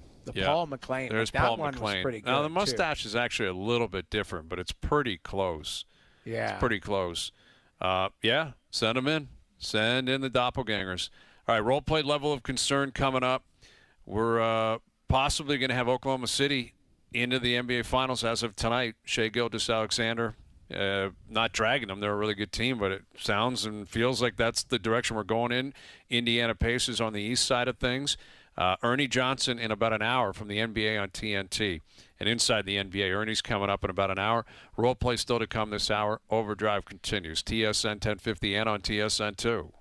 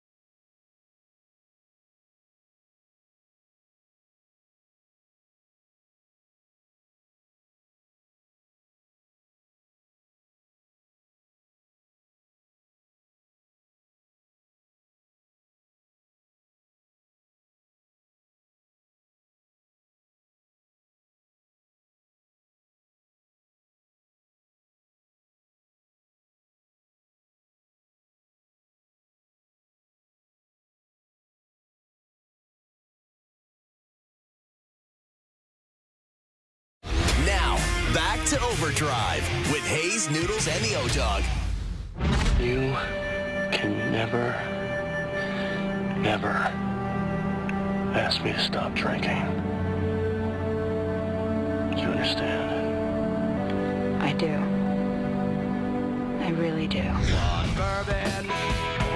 right, Roleplay level of concern. Always one of our favorites on a Wednesday afternoon. And a lot of different roles to be played here. All right, you guys ready to go? Yep. All right. Let's rock. Oh, you are playing non-Florida teams in the Eastern Conference. What is your level of concern? This dominance from the Lightning and the Panthers will not be stopping. Stevie Caldwell. A couple of whiskeys and 5 or 6 beers. Because there's so many moving parts and injuries, and a goaltender could go down. It's not looking like it's not an automatic that the Florida Panthers or the Tampa Bay Lightning. Do I see a possibility of Tampa Bay responding? But they got to get through Florida, man. Like, it would not shock me if the Panthers are awesome again next year, because you saw them this year, man. They did not care about the last 20 games of the season. Like, they were in and they were like, we don't care where we start. We don't care who we're playing. We're going to start mashing teams. And I think Edmonton was kind of similar. You want to start in L.A.? Well, they coughed them up, but they were like, that's no problem. We just want to get there and we'll start killing teams. And that's what they're doing. I would be Stevie Caldwell, where it's not a guarantee, but they would still scare the hell out of me. Mm-hmm. Yeah. I'm Rick Bushwood, because there's 2 of them. It's not just one. That's the difference. And who else is like nipping at their heels where you're like, wow. Like, obviously Toronto gave them a good run, but well, is Washington going to keep going?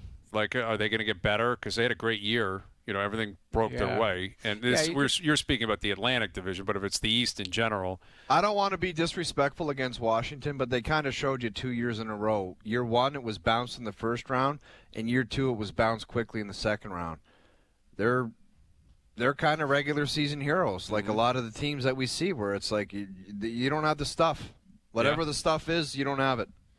Yeah. I can't argue against it. I mean, if Florida does it, it'll be 6 years in a row, where 3 from Tampa and then 3 from Florida in the Cup final. Right. It's remarkable. And they're both going to be really good next year. There'll be turnover and change, but Cooper and Maurice will still be behind the bench, and Vasilevsky and Bobrovsky will be in net. Superstars up and down the lineup, and they're big and tough. Yeah. It's not going to be easy, man. Yeah, not going to be true. easy.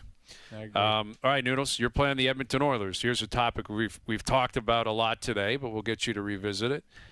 What is your level of concern? Your chances of winning the Stanley Cup are now in serious danger without Zach Hyman. I mean, I would be Stevie Caldwell. I'm more Rick Bushwood, but Stevie Caldwell. Is there anywhere in between? No, it's not a man. Fergie. This isn't Fergie. Not no, I'm really. trying to remember. We've added so Wade many Boggs along in the way. Tampa, but that's a lot of booze. Yeah. I don't know, man. I mean, it's not. I'll say Rick Bushwood, and I'll tell you why after they play. 6 Busch Light, 6 Bud Light, and I love them, tall boys. Someone said this guy was my doppelganger, too. Relax. All right, blocked and reported. That's assault, brother. And I don't like it. That's I funny. love Rick Bushwood, but come on, continue. Sorry, Noodles. The reason being is there's no guarantee they were going to win the Stanley Cup, and there still isn't. So the point being is losing a key component of your core is going to make it that much tougher. If it was a 50-50 coin flip between, let's say, they make it and Florida makes it, that looks like a 50-50, or maybe Florida slightly favored based on their experience. Now you lose a key component.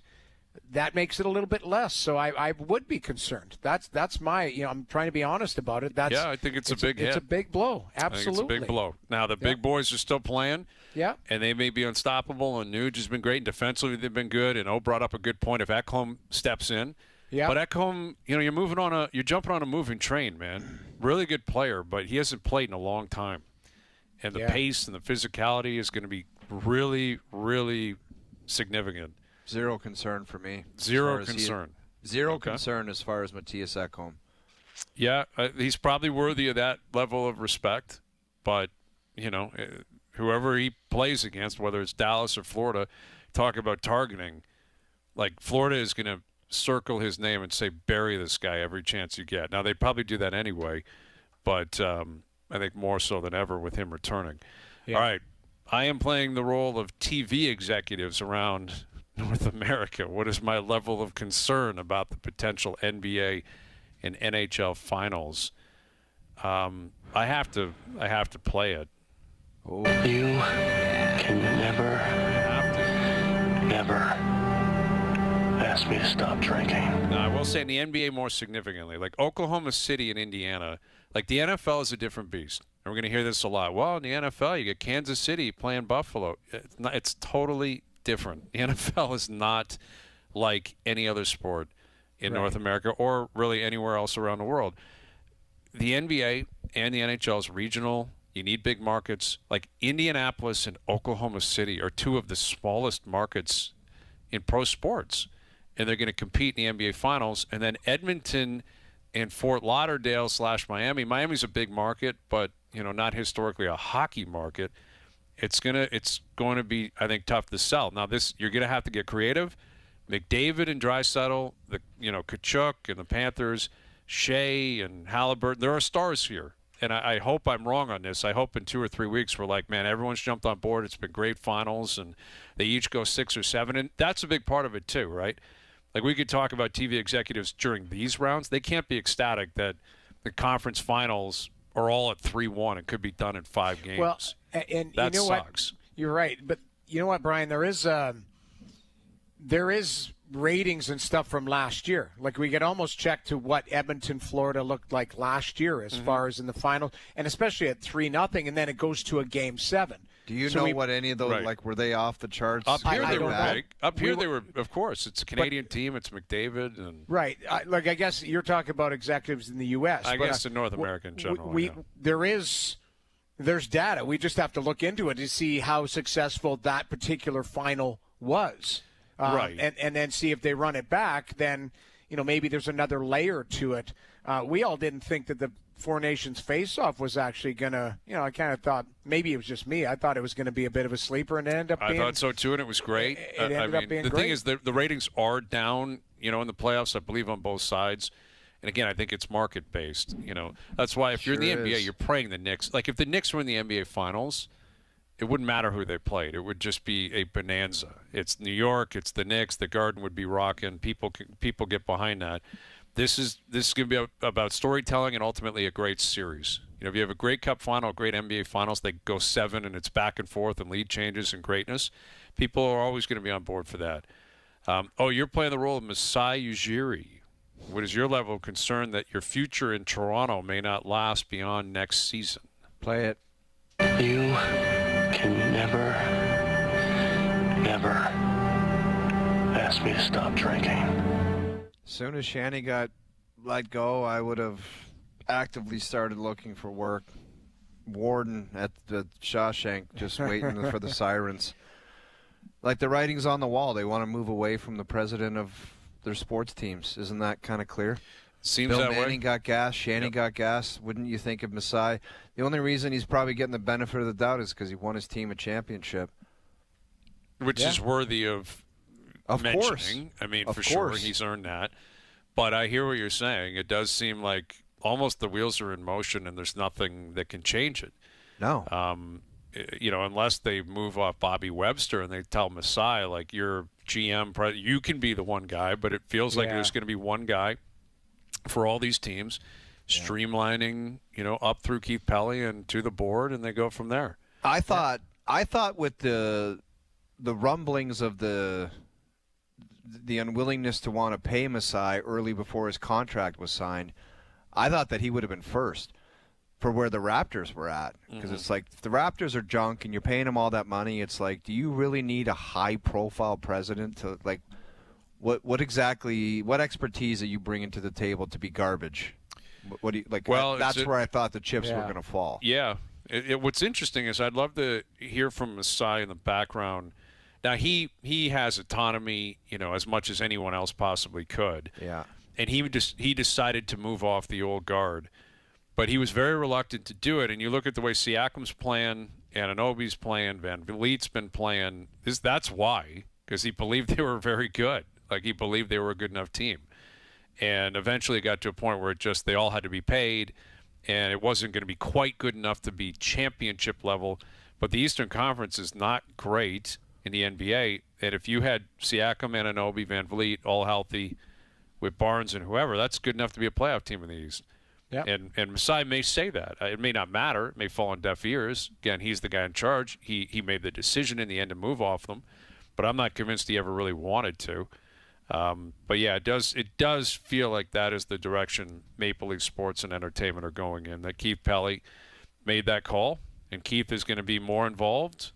I don't know if that's a good thing or a bad thing. I don't. Right. I mean, I'm a little bit cynical of where that could go, but to be fair to him and everyone else, you certainly have to give it time. The one area I don't agree with is like, nobody, I don't care what you've been doing the last 20 years of your professional life, nobody, like if you're like, you're just not an expert in all the sports. So what, someone's got to bounce an NBA possibility off you, and then the next day's an NHL and then professional soccer? That's too much on anybody's plate. You're spread too thin. That's where I don't understand it. I think in Pelly's role, you got to be a business guy and trust the people that are in place for those particular sports to do their job. Okay, then if that's the case, Jamie, if you're trading for a sixth defenseman, you're not calling him and saying, are you okay with this? Because I don't know if that would be the case anyway. I agree. I think what you are doing is hitting a budget, understanding it. Obviously on the big things, if you're, if Brad Treliving decides he's going to or Mitch Marner and him are going to work out a deal, I'm sure that has to go up the chain if they're going to spend $100 million on a player, right? I mean, that's regardless of the sport, whether it's basketball or baseball, you name it. So I think that's where the business side comes in. But, isn't this how it should be? If you're acting in, we'll call it the owner's role, the owner trusts the general manager, and if there's a president in place to go put a good team on the ice, the field, you name it. And if you don't do that, there's repercussions. But I think that's where Keith Pelley, if he's smart, which I don't know, I'm sure he is, he's going to entrust Brad Treliving and his group to go and do their job. Right. Now, here's another thing, though, that I don't think we've brought up is, yes, you're right, that happens in a lot of places. But now Pelley's the one that has to assess whether or not Treliving's doing a good enough job. Yeah. Where before it was Shanahan that would make that determination. Fair enough, hockey person. Right? Yeah. Like that is what is going to be interesting in the future, that if you get rid of all these presidents, and even though the Blue Jays do not fall under the umbrella of MLSE, they fall under the umbrella of Rogers. I think a lot of people pointed that out. Like, is Mark Shapiro safe long term? Like, if you're just getting rid of presidents, what do you need Shapiro there for? Well, is Keith Pelley's mandate, is it universal with all the organizations? Like, if it's like you just said, what are we going to be judged on? It's clearly it's winning. So, right. Like, whatever Tree does this season, if they don't win the Stanley Cup, clearly it's a failure, according to what he says. Is that the same for the baseball team? Because they're not even close. It should be, but you're right. I mean, if anyone believes that's going to happen, I think you're kidding yourself right now, the way this team's so what's playing. the mandate? Right. That's what I'm talking about. All these different organizations, one of them, it's like with Stanley Cup or bust. The other one, it's like, you're just over there. You go suck and nobody cares. And then nobody pays attention to anyway, so I'll save my heater speech for something else. You just wonder what the mandate is. Yeah, and obviously there's different roles and different contexts and different expectations. Yet, historically, all these teams have spent a lot of money, and I'd like to believe this isn't a cost-cutting decision. This is an efficiency decision or a change of view decision. But right. Shanahan made a lot of money, and Masai makes a lot of money, and Shapiro makes money, and Bill Manning made money. And if you get rid of all those jobs, you've saved money, in the end. And I hope that's, again, not the reasoning for all of this. No. But one thing with MLSE has always been they got so much money and they're going to spend and no leaf unturned. Okay, we're going in a different direction here. But if you're trusting Keith Pelley to now evaluate all these GMs, how can he do that? How's he going to your point, evaluate a hockey player or a hockey team, then the NBA team, then the soccer team, then the football team, and come back and say, you're doing good, you're not doing well enough, I like you. Like, I don't know. I don't know if it's possible to expect anyone to be able to do that. No. Yet that appears to be the role that he currently finds himself in. All right, we'll come back with a couple more role play level of concerns. Overdrive continues. TSN 1050 and on TSN 2.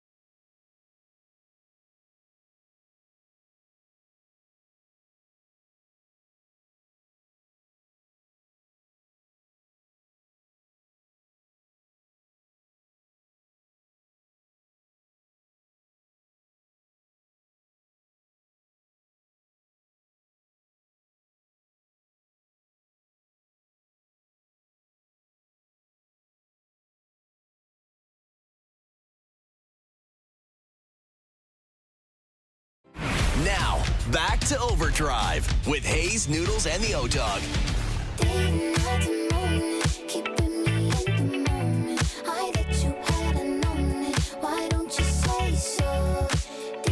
All right, Darren Dreger coming up. Ernie Johnson will join us at 6:30. We got our picks for the Memorial as well. We'll get to those. Role play level of concern continuing. Noodles, I'm going to throw this one at you, okay? And it might apply to both Dallas or Carolina, but I'm going to go with Dallas because they're in the West.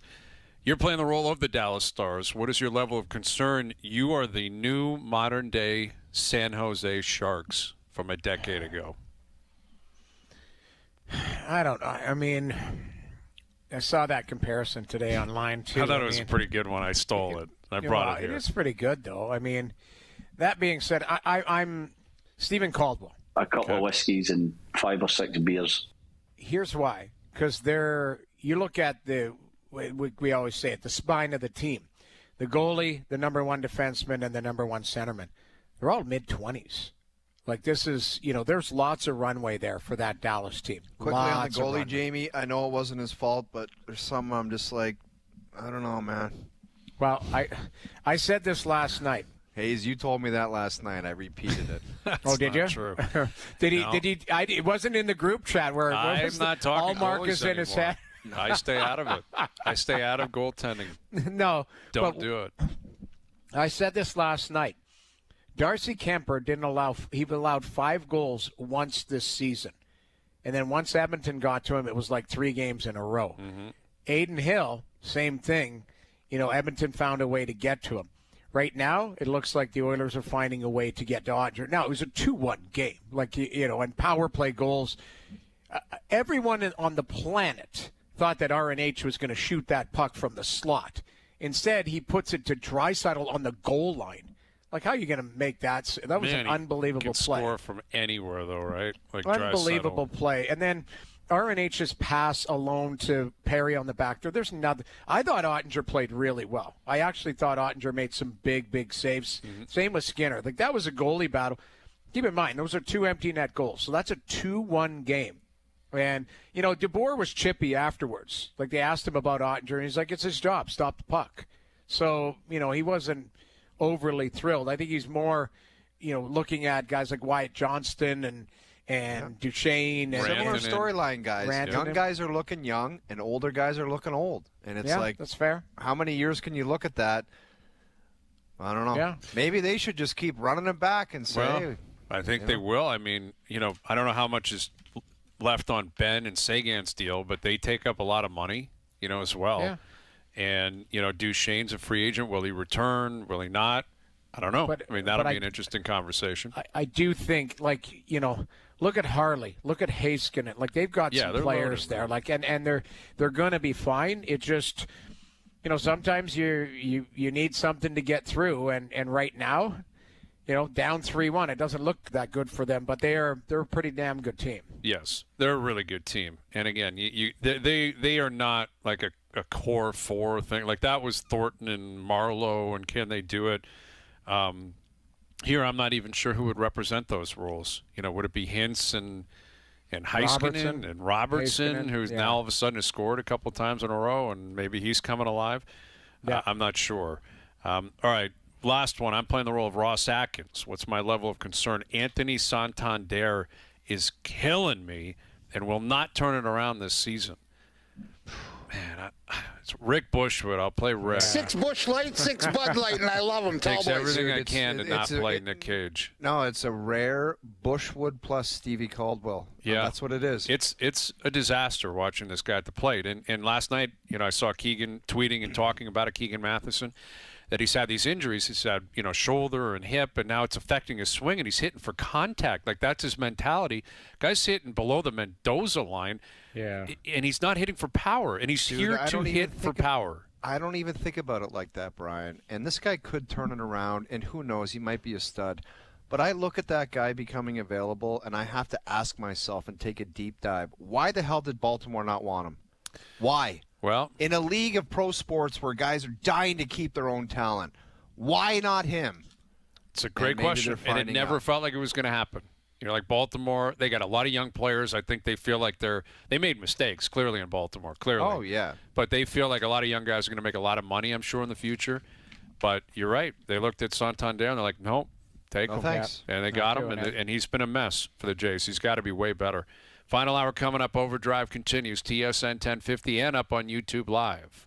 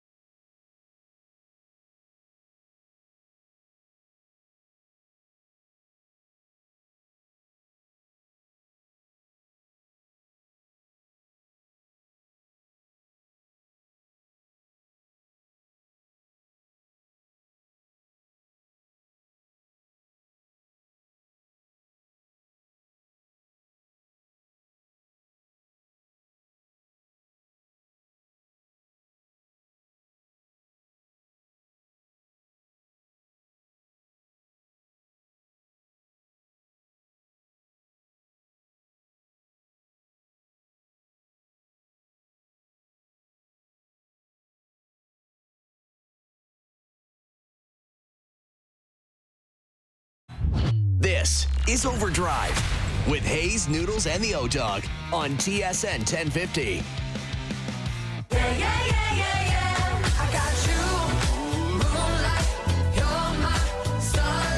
Final hour OverDrive continues, powered by FanDuel, bringing you everything from the opening line to the final score. Darren Dreger coming up, Ernie Johnson of Inside the NBA. A little bit later this hour. Ernie used to call some golf, too, back in the day. We've got our picks for the Memorial coming up, courtesy of TaylorMade. And we're chasing Keegan Bradley, right? You want Keegan, I want Keegan. Keegan's a friend of the show, fan of the show, evidently. Yeah. Maybe he was forced to take a picture watching the show earlier, but it's all good. And we'll get to those picks a little bit later on. We should point out it's OTA season in the NFL, and most players are attending camp, but some are not. Those that aren't are apparently having a great time. Having a good this story, time. Okay, so Stefon Diggs, who people, if you're an NFL fan, you know who he is. If you're a Bills fan, you definitely know who he is. Was a great Buffalo Bill. This past year he was in Houston, got injured by the end of the year, signed with New England. So you have Mike Vrabel, first-year coach, trying to turn that program around. It hasn't been good, really, in the last couple of years since Belichick left. And Stefon Diggs is not at the OTAs, clearly. And the reason we know that is because there's video circulating. I guess he's dating Cardi B now. I believe he's in a relationship with her. And they have a yacht party circulating the shores of Miami. And there's some funny business allegedly taking place on there. Not allegedly. I mean, the one thing is, who knows with these videos, AI videos, like, who really knows? But there's some substances in bags roaming around. I mean, there's stuff going on, and Diggs is on it, and someone's taking video of him, which is insane to me. That, again, if you're Diggs and you're this deep into your career and you know OTAs are happening right now with your new team. Who's allowing that vid? That's obviously crazy. Somebody could be sneaking it in, but there is a no vid rule on the boat. Generally speaking, there's a no vid rule anywhere. But that's not somebody with a fake hidden camera. Like, that looks like somebody's literally holding their camera to him 8 feet away while he's sitting on a stoop, and there's that's true, six Jamie. girls He's clearly aware of the video Yes. because he's got to be stupid if he's not. Yeah. And yes, the bag looks like drugs. It is, it is what it is. I mean, I don't know. Again, we can't verify it, but looks like there's a bag of drugs rolling around. I'm sure, listen, they're enjoying themselves on a boat, but it's a bad look because it's a new team. Shouldn't he be at OTA? Shouldn't he be there? This is the thing. Like, veterans, they hate going to camps, especially in May. Your training camps are a couple months away, month and a half away, and then it's go time, and that's mandatory. OTAs are optional, right? That's what they are. Not everyone shows up. A lot of people do. Younger players clearly have to. I would think it would be in Diggs' best interest with a new team and a new coach to maybe show up, but evidently he's chosen otherwise. But the video is out, and Diggs he's having a great time on this boat. And Mike Vrabel, who's the new coach in New England, he was asked about it earlier today, the video and Diggs, and here's what he had to say. Well, it's something that we're aware of, and obviously we want to make great decisions on and off the field, and we're hoping that with our time here on the field today, and that when we don't have a script and we're on the call-up periods, that we're making great decisions. And so the message will be the same for all our players, that we're trying to make great decisions, and any conversations that I've had with Stefon will remain between him and I and the club. Yeah, I don't know how this is going to play out, but I wouldn't be shocked if Stefon Diggs didn't make it to week 1 in New England. Like, I would not be shocked at all. I wouldn't be shocked either, and that's the thing. Like, as soon as you are dumb enough to put yourself in a position to allow the video, like, if you're going to get up to nonsense, there's got to be none of that, because you're just screwed yourself. Now you're under the gun. Any poor performance, anything like that, they're going to say you're just a mess. Yeah. People can get away with being a mess if nobody knows about it, and you just go out and perform. But once it's public knowledge that you're up to no good, possibly, it's just a built-in excuse for people to hammer it. Yeah, that's right. And especially in a new market, a tough market in New England, the Boston area. Yeah, there's lots of athletes. I played with lots of players that they like to have a good time. Nobody knew about it. And as soon as people start knowing about it, then all of a sudden you're an idiot and you're reckless and you don't care as much and you don't do this. Yeah. You got to do it behind closed doors, man. Agreed. Chain yourself to a tree in your living room and get after it. But you can't or if you're on the boat, and understand if Cardi B or whoever else is on the boat, she's in the limelight. No kidding. So point being is everybody's on the boat. You go, can you not post a video of me enjoying my life here while technically I shoulda, coulda maybe be at work? That's the If that video is not out there, we have no idea what he's up to. It's just no one even. He didn't make it there today. Yeah, exactly. And again, a lot of veterans don't go to the OTAs. Right. A lot of them. And Diggs has been in the league for a long time. He's a great player. Again, he's coming off injury, and it may have been as simple as I'm just can't make it. And with the CBA, you can't force anyone to do it. And a lot of people are talking about Aaron Rodgers. He hasn't signed with Pittsburgh, so he's not missing anything. But right. I think the reason he's slow playing the signing is so that this isn't a story, because he's probably told them, my guess would be, I'm not showing up for any of this stuff. I'll see you day one of camp. But between now and then, I'm not coming to Pittsburgh. I'm not showing up at camps. I'm not meeting with people. And, that happens a lot. But this is different. You're having a yacht party in Miami. Yeah. Okay, and now everyone's like, what is this cat up to? What is this guy doing through the offseason? And when he gets up to New England, if he gets there, this is going to be waiting for him.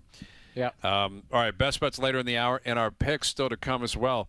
Our PGA picks brought to you by TaylorMade for the Memorial that starts tomorrow. We've got Game 5, Carolina, Florida tonight. We know that the Oilers are up 3-1 in their series. Here's our TSN Hockey insider, Darren Dreger. Dregs, are you surprised at all that we're possibly looking down the barrel of both series ending in 5 games? A little bit. Maybe more in the West, to be fair, than the East. Not that Dallas has given up on the series by a long shot here. I just felt like, the momentum that Dallas earned coming out of the Colorado series and then taking down the President's Trophy winning Winnipeg Jets, I thought they'd be harder to handle than they have been for the Edmonton Oilers. But, Edmonton is a real good team. They're getting offense from different areas. Stu Skinner has been really good, especially the last couple of games. So we'll see how it plays out. There's still tons of momentum and time there. But, Florida, man, they're just that good. And, I thought there'd be a little bit more pushback in the Carolina Hurricanes. Freddie Anderson was out of his mind the other night. But do we really believe he's capable of doing that and extending this series to a 6 or 7 game scenario? Not for me. And I just think Florida is they're going to cut bait as quickly as they can here. So, Darren, if both series happen to wrap up, I know Jamie touched on this earlier in the show, but would they kickstart up the finals a little bit quicker, or would they wait the full duration? No, this is just planning from a TV perspective. It's starting to sound like if the series end even on the weekend, both series, they'd go as early as next Wednesday. Perfect. I'm with you, man. Don't drag it out. Don't let people get caught up in other things and start doing summer stuff. Get it fired up right away. Yeah, and then you look at the cadence of what that best of 7 looks like. Does Wednesday, I think they're going to, again, just according to the loose planning that's happening at the American network level, above all else, it does sound Wednesday, Friday, but that's just written in pencil. I don't think that they've made a firm decision on it. But I was surprised because I thought, okay, well, if Florida Carolina were to end tonight and then Edmonton beats Dallas Thursday tomorrow, that makes sense that you'd get going as early as next Wednesday. But no, it now sounds like, there are at least discussions at the Amnet level of if it goes into the weekend and they've got their 2 teams and they'll get going as early as next Wednesday. So that's a great thing. with Darren Dreger, TSN Hockey Insider. So we're going to hear from Brad Treliving tomorrow, the GM of the Maple Leafs, and by the time he steps up, the playoffs for the Leafs will have been done by, for more than 10 days, and I guess the dust is officially settled. He's met with Keith Pelley. He knows that Brendan Shanahan is no longer his boss. What are you expecting to hear from Treliving tomorrow? Well, more about just the direction that they're hoping to take the Toronto Maple Leafs. And we're talking about roster here. There is off-ice stuff going on. That's the case with every organization every year.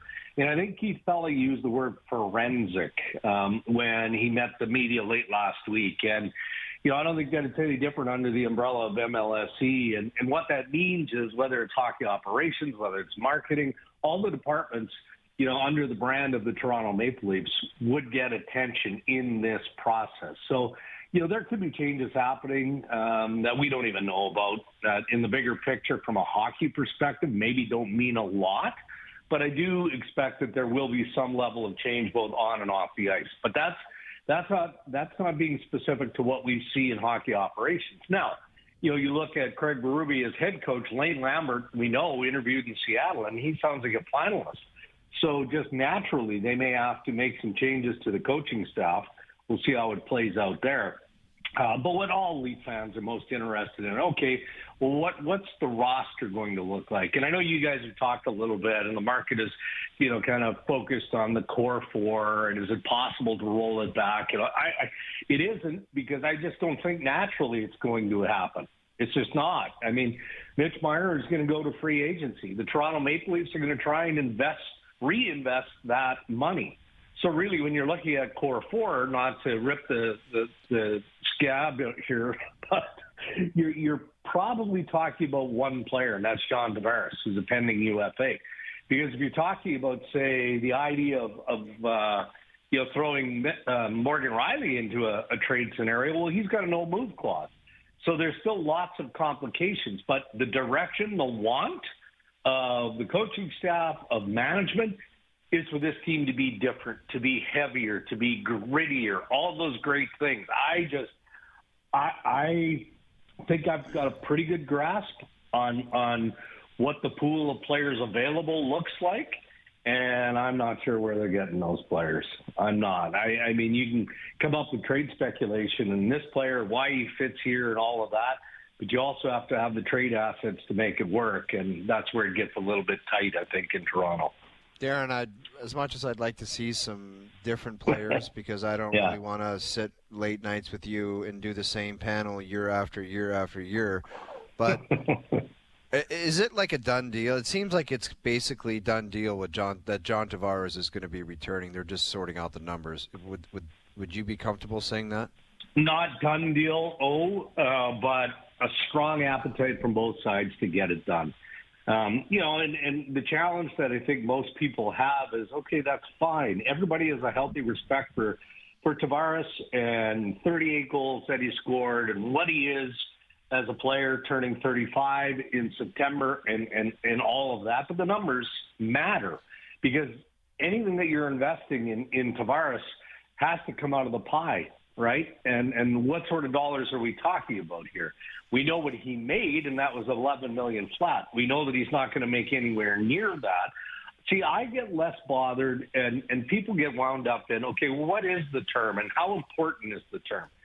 The term, if I were a Leafs fan, wouldn't matter to me at all for the next 2 years, because I think that there should be comfort in believing that John Tavares is going to be a contributing player for the next 2 years. And so if you're Brad Treliving, not that you're just spending willy-nilly here, but I always use a Chris Tanev contract as my Exhibit A. Do you think the Maple Leafs wanted to throw that term at Tanev? No, obviously they didn't, but they knew that they needed that type of player, the history, the character of Tanev, and so you overspend on term just because for the next couple of years, if you're going to win the Stanley Cup, he's going to be a big part of it. And I think that does apply to Tavares at least the next 2 years. So why sweat it if it's a 4-year deal? Who cares? I mean, if the team doesn't do well in the next 2 years, it's probably a different management group that's making those decisions anyway. So let them worry about it. So, Dregs, in the press conference tomorrow, obviously it's Brad Treliving addressing, but do you suspect that Keith Pelly would be there? And do you suspect that if he speaks, that then maybe he would lay out the chain of command, how he envisions the Toronto Maple Leafs are going to be run this season? Or do you feel like you got that answer with Keith Pelly talking, earlier in the week?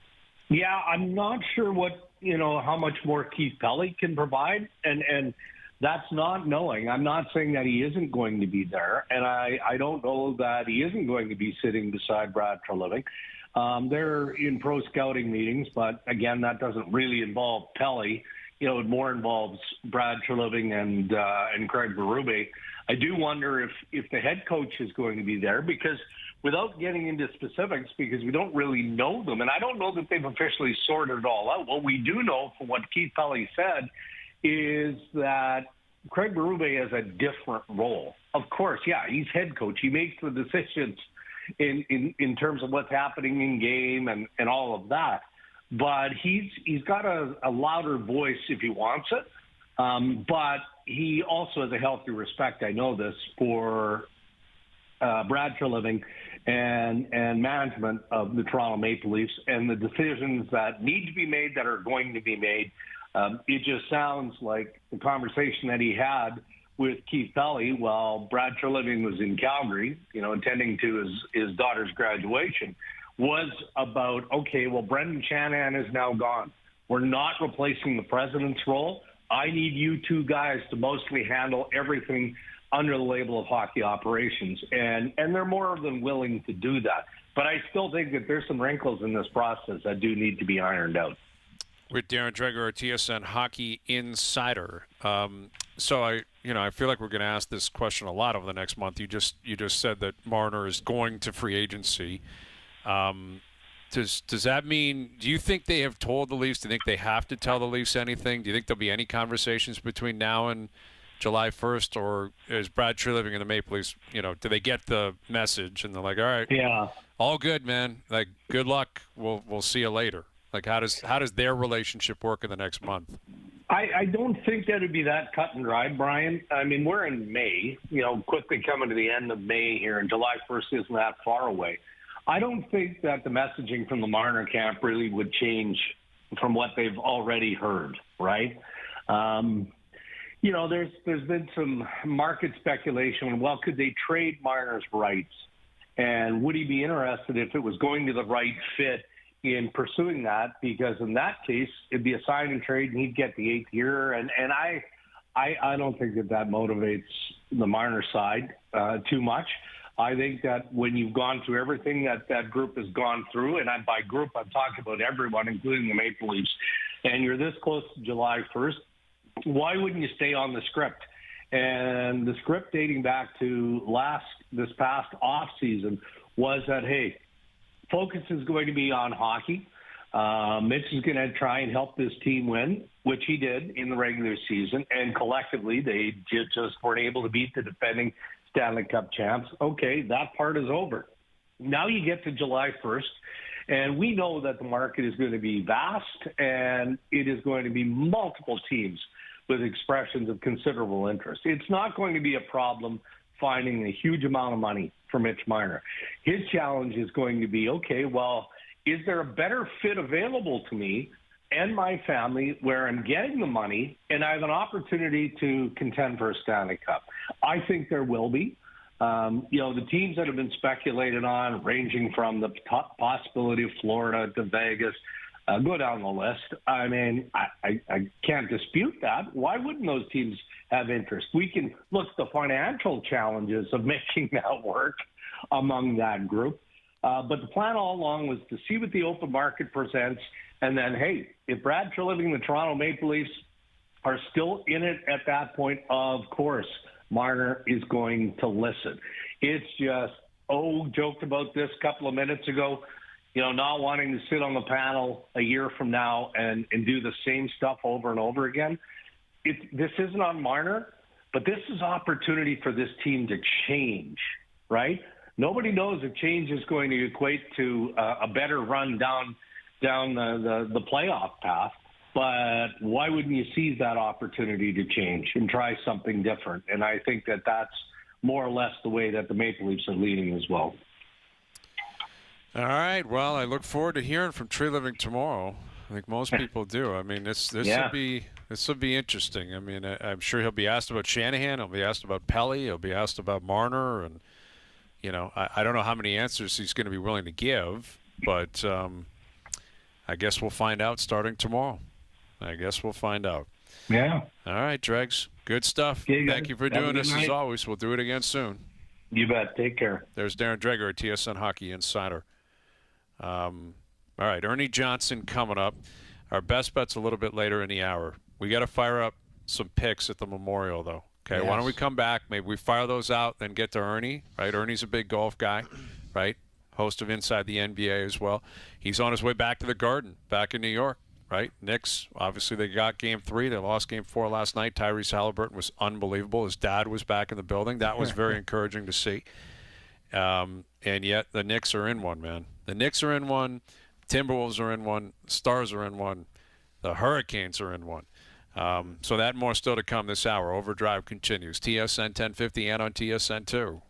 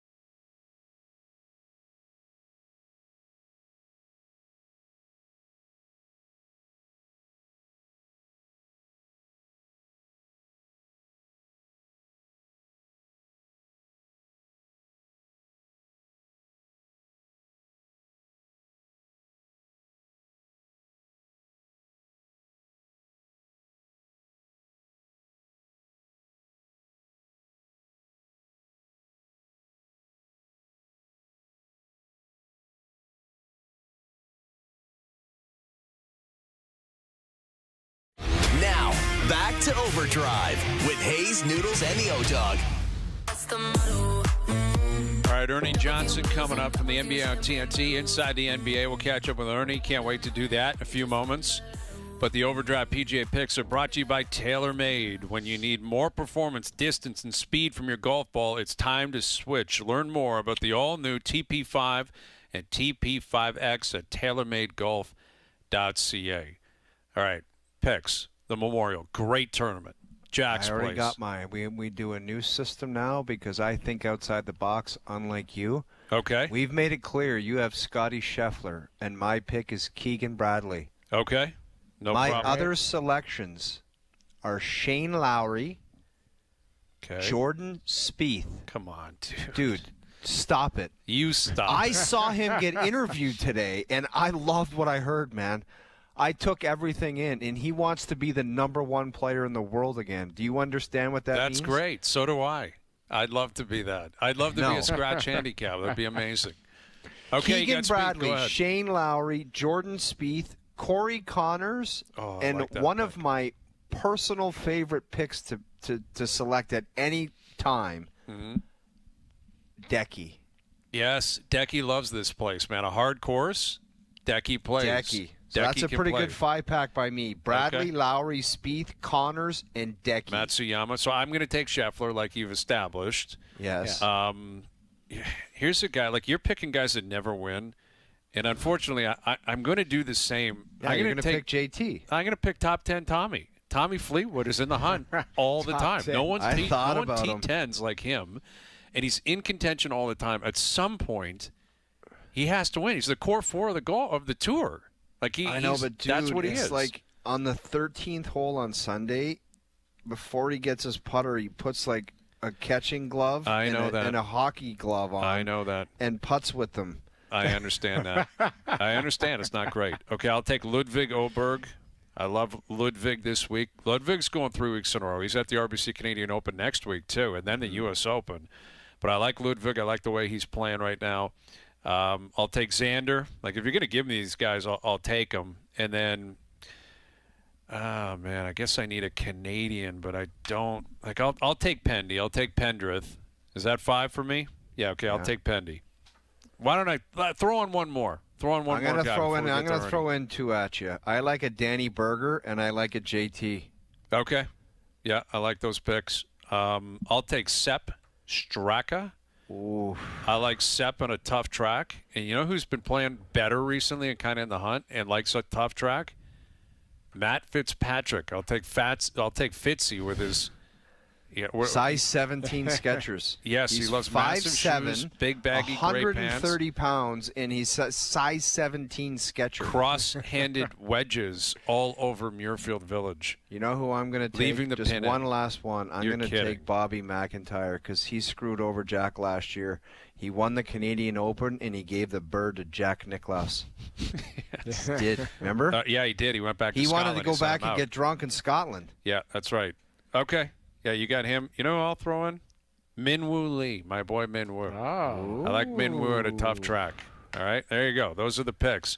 Overdrive PGA Picks brought to you by TaylorMade. When you need more performance, distance, and speed from your golf ball, it's time to switch. Learn more about the all-new TP5 and TP5X at TaylorMadeGolf.ca. All right, so we'll get to our best bets a little bit later on. Ernie Johnson will join us here in just a moment. The boys will let us know when we've got Ernie. But inside the NBA, it's been around for almost 4 decades, and it could have one more game left. Right? And then how's that work? Do they just transfer to ES? The whole panel's going to ESPN? Yeah, I believe so. ESPN and ABC. I think they're finding a way to transition over. And what I want to ask Ernie Hayes is, how's it going to be for Chuck walking into ESPN? Because numerous times he starts a comment with, "Those idiots at ESPN." Yeah. Well, he was doing it last night. He was talking about the face of the league conversation. Yeah, he was like, everyone at ESPN says the Ant-Man's the face of the league. He ain't. Gilgeous Alexander is. He earned it. Don't give it to people. Yeah, I think he's 100% correct. Like, I love Anthony Edwards. What is happening there is, and I understand why, Americans are looking for an American. Like, that's what they're looking Right. for. He also takes it to the hoop, and he has some things where people put it in slow-mo, and there's always the tweet that says, "Don't deny it, that looks like MJ." Yes, and in ways he does, and yet he just had a chance to challenge Shea, and he couldn't meet the challenge, or he hasn't. They're down 3-1 in the series, and Gilgeous-Alexander's doing his thing every single night, man. And like, he is a blast to watch play. Like, Shea Gilgeous-Alexander, he's got swag, man. He plays, he scores, he gets to the basket. They got a great team. Yeah. Like Sam Presti and the Thunder, man. They are loaded with talent and draft picks moving forward. Like, they're like 9-10 players deep that would be on starters on 25, 26 teams in the league. And that's why they're so good, and that's why they're winning so many games. And, like, if they win this series in 5 and then get to the NBA Finals and win that, like, you're talking one of the all-time most dominant seasons. You know, they don't get portrayed that way. We don't think of them like the 98 Bulls or, you know, the Shaq and Kobe Lakers and other great teams, you know, the last 30 or 40 years. But they won a lot of games this year, and they've won a lot in the playoffs, and they don't seem to be able to be stopped. Do you think any of these 3-1 series, any of these teams will make it to Game 7? NHL or NBA? Yes, I'm saying. Vinny Cherry, 10%. There's a chance. It could happen. The only option is make it to a Game 7? Mm-hmm. I don't think any of them do, man. None of them. Zero. I'm just throwing it out there. Yeah, I I'm mean, throwing it zero. Okay, so possible. So what's your percentage to make it to Game 6 then? That, I got to say, it's 50? 30. No, I'm way higher than that. One of these teams is going to win Game 5. Man, I'd say 80 or 90%. I think the Knicks can win Game 5 back at the Garden. I think Carolina can win tonight back home. I don't think they will, but I think they can. Dallas can. Yeah. I don't think Minnesota's got a chance. I think Oklahoma City's going to blow the doors off them in Game 5. I just got to – not that I mailed it in at 3-1, but 3-1 is like – 3-1's an uphill battle, man. You're looking at some things online. It's an uphill battle. But I'm sure our next guest is hoping. I'm sure he's thinking, let's go back to the Garden in New York. Maybe the Knicks pick up a win and this series continues and you head back to Indiana. He is the host of the NBA on TNT. Inside the NBA, there he is, the great Ernie Johnson. How you doing, Ernie? If I had a tail, it'd be wagging. How are y'all doing? We're doing great, man. We're doing great. Are you? I mean, you don't have a dog in the fight necessarily, but are you rooting for that series in the East to continue and the Knicks to win Game 5, or what? You know, what's great for us is a compelling, competitive series. That's all we want. Nobody's rooting for anybody to do anything, but man, we've gotten it so far. I mean, when you look at being 4 games deep, and the biggest margin has been 9. And that was last night in a game that was still close down to the wire. This is all we could ask for. So I've always found that things are going to work out the way they're supposed to work out. And if it's supposed to be a 5-game series, that'll be it. And if we're supposed to be going back and forth, you know, the way this one's been, I'd take a best of 9, to tell you the truth. Ernie, we were talking about the possibilities of an OKC, or the likelihood OKC, Indy, small markets. Like, excluding TV execs, like, is that good for the game, or where do you stand on that potential matchup as far as the markets? You know what? I think basketball fans will watch. You know, if you're truly a fan of the game and you've been watching the NBA all year, it doesn't matter who makes the finals. You're going to watch the finals. I think where it comes in. Possibly is with the fringe fan who's like, I really don't know Indiana and OKC that well, and maybe they're not going to, you know, be dying to watch the series. But that's the way it works. And obviously, look, when you've got New York involved, that brings us so many eyeballs to the set, and that's what we've got going on right now with the Knicks and the Pacers. So, whatever way it turns out, you know, the diehards are going to watch the finals. And obviously, you know, TV execs, we don't have anything to do with the finals, but certainly TV execs would love to see, you know, the bigger market teams. But what are you going to do?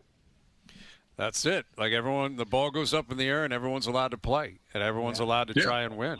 And I would suggest if you're a TV executive or otherwise, you better buckle up because this Oklahoma City team, they're not going anywhere. I don't think this is a one-and-done scenario. And we saw you guys on the panel last night talking about, the face of the league conversation, which has picked up a lot of steam. And it is strange for us as Canadians, like Steve Nash, two-time MVP, great player, was never within reach of face of the NBA territory. I mean, that wasn't happening with Kobe and LeBron and Shaq and all those guys still playing.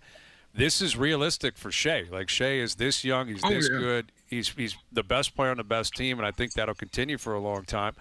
How do you perceive that as an American, as somewhat of an NBA historian, the idea that a Canadian like Shea could be the face of the NBA? Sure. I mean, and I think that's such a nebulous term, and it's hard to define. It's hard to define like most valuable. That's like, does that mean the best player? Does it mean the guy who's most valuable to his franchise? And certainly SGA deserved the MVP. But when it comes to the face of the league, I mean, it's got to be somebody who's got the skill. It's got to be. I mean, there are a lot of things that go in the mix. It's personality. It's what impresses me about him, his maturity impresses me. He's like a 26-year-old player. But every time you listen to him in a post-game setting, it's all about winning, and it's all about teammates, and it's not about, hey, yeah, look what I did, and hey, check the box score. I had another 30, I had 49 30-point games this year. But it's always about, yeah, we didn't win the game, or yeah, we won the game. Yeah, I didn't have big numbers, but we won the game, and I love that attitude. And so he has the ingredients of it being a face of the league. And another factor in that is you keep your nose clean. We don't hear anything about Shai Gilgeous-Alexander that's off the court that's like, oh man, I don't know about this guy. He's got it all, and wouldn't surprise me a bit to see him take on that mantle with, given some of the guys who are in the league now. I know Anthony Edwards says he doesn't want it. It's like, no, I think he has those qualities that could do that if he's able to sustain this kind of level of performance. With Ernie Johnson. And what I find intriguing about this conversation, I think it's worthy of having, we've had it before, is that LeBron is still playing, and he's still in the biggest market on the biggest team with the Lakers. And I like, what do you think LeBron would be thinking of all this, that we're moving past him with this conversation, yet he's still playing? Well, we haven't moved. I'm saying that this guy like Shea is in position to be. I'm not taking that crown off LeBron at this point. He's still in the league. He's still the guy. When you think of the NBA, he's still the face that you see. So no, but I think we're all kind of posturing that way because we don't think that LeBron at 50 is going to be putting triple doubles up and that kind of thing. But yeah, I mean, until LeBron says, yeah, that's it, he's the guy. Speaking of LeBron, you've been around the game a long time. The Luka trade to the Lakers, how big, as far as on the Richter scale, did that surprise you and everybody around the league?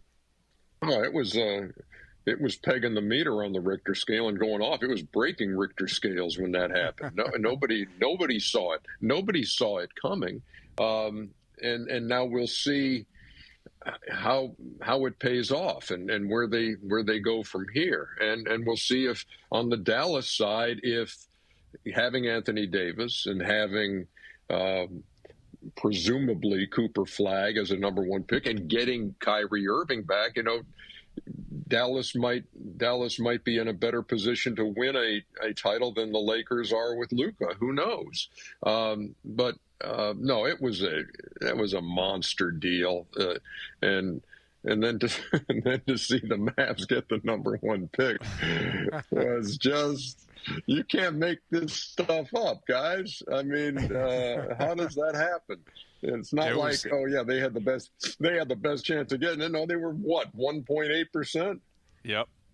Yeah, they leaped over a lot of teams. Things that make you go, yeah, exactly. Yes, a lot of that going around these days with Ernie Johnson of Inside the NBA on TNT. So, there's been a lot of discussion about you guys, you and Kenny and Charles and Shaq for the last couple of years about where this is going to go. And, the NBA on TNT, I believe, has been around for 36 years. You could be walking into your final game of the Garden, for Game 5, working at TNT and being, the most esteemed panel maybe in pro sports over the last 30-plus years. You've been at the forefront of it all, Ernie. Like, when you hear that, when someone asks you, like, what's it been like to be a part of this, how do you answer that? No, it's been special. I mean, not to be simplistic about it, but it has. It's been, when you're in this business, you never know how long you're going to last at any place. Like I start out in local news, my first TV job. I'm anchoring the news in Macon, Georgia, and I would seriously doubt that any of you guys have been there. No. So it's in the middle of the state, and I'm in a small market, and I'm anchoring the news for a year and a half, and then I'm in Spartanburg, South Carolina for a year as a news reporter, and then I go to Atlanta, and I go to WSB, which was a big market station for 7-8 years before the folks at Turner called. And so, like, the longest I'd been at a place is 7 years, and I said, I don't know if I'll be in it. And so to think of the NBA on TNT not being a thing anymore is sad. It really is, because we've become, as a network, synonymous with the NBA. The good part about it is the fact that the four of us are going to stay together, and we are going to do the show, and it's just going to air somewhere else. And I know when I talk to fans about it, they're still kind of like, what are you talking about? You're going to still do the show in Atlanta, and then it's not going to be on TNT. No, it's not going to be on TNT. We've lost the rights to the NBA. But with this arrangement they've made, it'll air on ABC or ESPN or some combination thereof.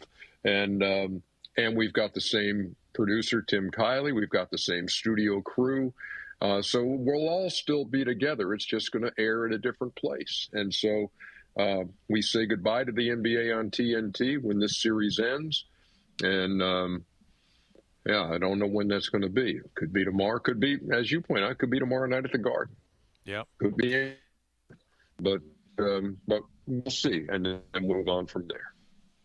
So, you mentioned the confusion at times of like, okay, how is this working ESPN, ABC? I got to admit, we've all fallen victim to that, because we're like, so are we doing like pre-games and post-games and intermission stuff? Like, what is this going to look like? If you can give us more of a kind of an idea of where this is going. I wish I could. The confusion is not limited to y'all. There's still, how long are the pre-games going to be? How long is the post-game going to be when it's airing on where they are? So I don't know. We're ready to do whatever is required of us, but it's I think the most important thing for us was to maintain control of the way the show is put on. We did not want to say, oh, yeah, so okay, we'll go and somebody else can do what they want with the four of us. No, we were not going to do that. We were going to do this on the condition that we produce it. It's our folks. It's the same show we've always had, the four of us. And that was very important to us, and very important that our studio crew be, still intact. I know some of our folks have already have already signed on to go to, NBC or Amazon, and that's on the production side and the talent side, and especially with the talent side, because there are no games to do. So, Kevin Harlan and Reggie Miller, et cetera, are going to go do it somewhere else. And we've had a producer on our podcast that Charles and I do, the Steam Room, who has taken a job at at Amazon. He's going to produce the studio there, and we're thrilled for him. And so those are just some of the dynamics at work, and we just want it to be our show, just airing at a different place. Well, I can tell you, we admire that greatly. I mean, the three of us, we've been doing this show for over a decade now, and it's been a great ride, and I think we can speak to it kind of like you are as well. I mean, you developed this brotherhood, and you guys have an unbelievable show that everyone admires, everyone loves, and it's great to see that it's going to continue in some capacity. At some point, we'll find out exactly what that's going to look like, but enjoy it while the ride continues. We may all find out at the same time. Exactly. We're bracing for it, but enjoy the Garden tomorrow night. Thank you for doing this. No, it's my pleasure. Am I out of time right now? No, you got time. Can I just say one? Please Can I tell you one more thing that's awesome? Yes. So we've been on the road for a while, and don't know when I'm getting home, but I go down to the lobby of the hotel today, and who shows up but my daughter and two of my grandkids who flew up from Atlanta to New York to surprise me, and it's the greatest thing in the world. And so they're sitting right here listening to this thing, and I'm like, come here, Kate. Yeah, Kate, let's see it. Get a little shout out. Say hey to our friends in Canada. Yeah, this is all right. This is Katie and Amy. Come on over here, and Amy's here too. And here you go. And so this is the real stuff, fellas. This is gotta go shopping now, Ernie. Well. Oh, that's right. No, thank you, guys. Thank you for having me on. It's always great talking to you. And as soon as I know what's going on, you'll be the first to know. We can't wait. We always love having you on. Enjoy New York and the family up there as well. Thanks, Ernie. Appreciate it. No, thank you, guys. I appreciate you. There he is, Ernie Johnson of the NBA on TNT. That's a good surprise. There's a guy that's a legend in the industry, been around doing his thing for a long time, incredibly respected. And very cool the way they all kind of banded together, because like Barkley would talk about it and Shaq, like these guys, they all have so much money, so much cachet. They could go anywhere. You know, any of these networks would have just said, we'll take you. And they're all like, no, package deal. We're all together. And they all said the same thing. Not one person is telling us what to do. Yes, that's a big part of it as well. Yeah. They're going to keep rocking the way they've always been rocking. Well, I love that, though. Like, you know, you almost – I don't know what type of prep they do, but they're better where they're just off the cuff, right? Like, they just turn the mics on and go. That's it, man. Well, that's what we do, and we're lucky that we have that ability, too, where nobody's up our you-know-whats on a daily basis. People leave us alone for the most part. Yep, they let us do our thing, and that's generally the reason why it works in the end for all these different shows. Yeah. All right, Best Bets coming up. OverDrive continues, TSN 1050 and on TSN 2.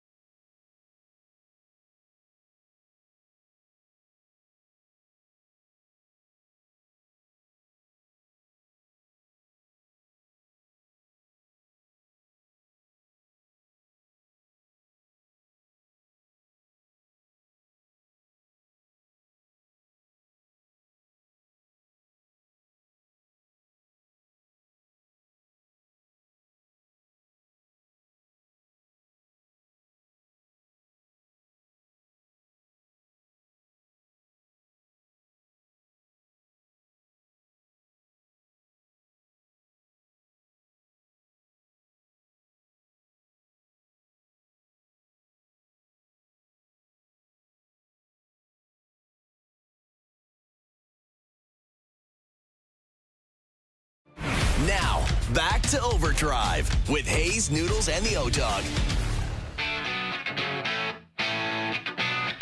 All right, today's best bets are powered by FanDuel. Make your picks and assemble a same-game parlay in seconds on the FanDuel Sportsbook app.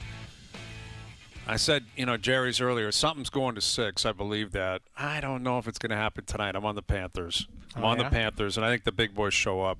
Barkov, anytime point. Reinhardt, who's playing anytime point. That paying about plus 190. Not a ton of plus money on that, but I think it's the Panthers and the big dogs that drag them through to another Cup final. Today's best bets powered by FanDuel. Live same-game parlays are now available for every Stanley Cup playoff game on the FanDuel Sportsbook app. Please play responsibly. 19 plus, physically located in Ontario. All right. Well, we've got games in the NHL tonight, NBA tonight. Let's see if the Blue Jays can maybe score a run this evening. Well, that would be fun. Nice. Their offense is so awful. I know, it's a tough watch, man. It's like if you're gonna kind of be average, can you be wildly entertaining? Yep. I don't know. Maybe that's exactly. just even Blow a leads and all that. I don't know. But, I don't know. But when you know what the deal is, for the last 3 years, it's like, God, can you do something? It's a tough watch. Well, Schneider's saying they're getting unlucky, and it's all, Dude, he's running out of things to say. He's running out of things to say. What are you at? Like, can they get to 85? What, 85 wins? 87? 85 probably gets you in the playoffs in the American League. I don't know, man. I mean, at this rate, you're more than a third of the way into the season. Like, you are who you are now. This is like Thanksgiving in the NHL. Like, you've kind of determined who you are. Yeah. So, in order for that to happen, they have to go on a heater, but they don't do enough things well, including offense in particular, to go on a heater.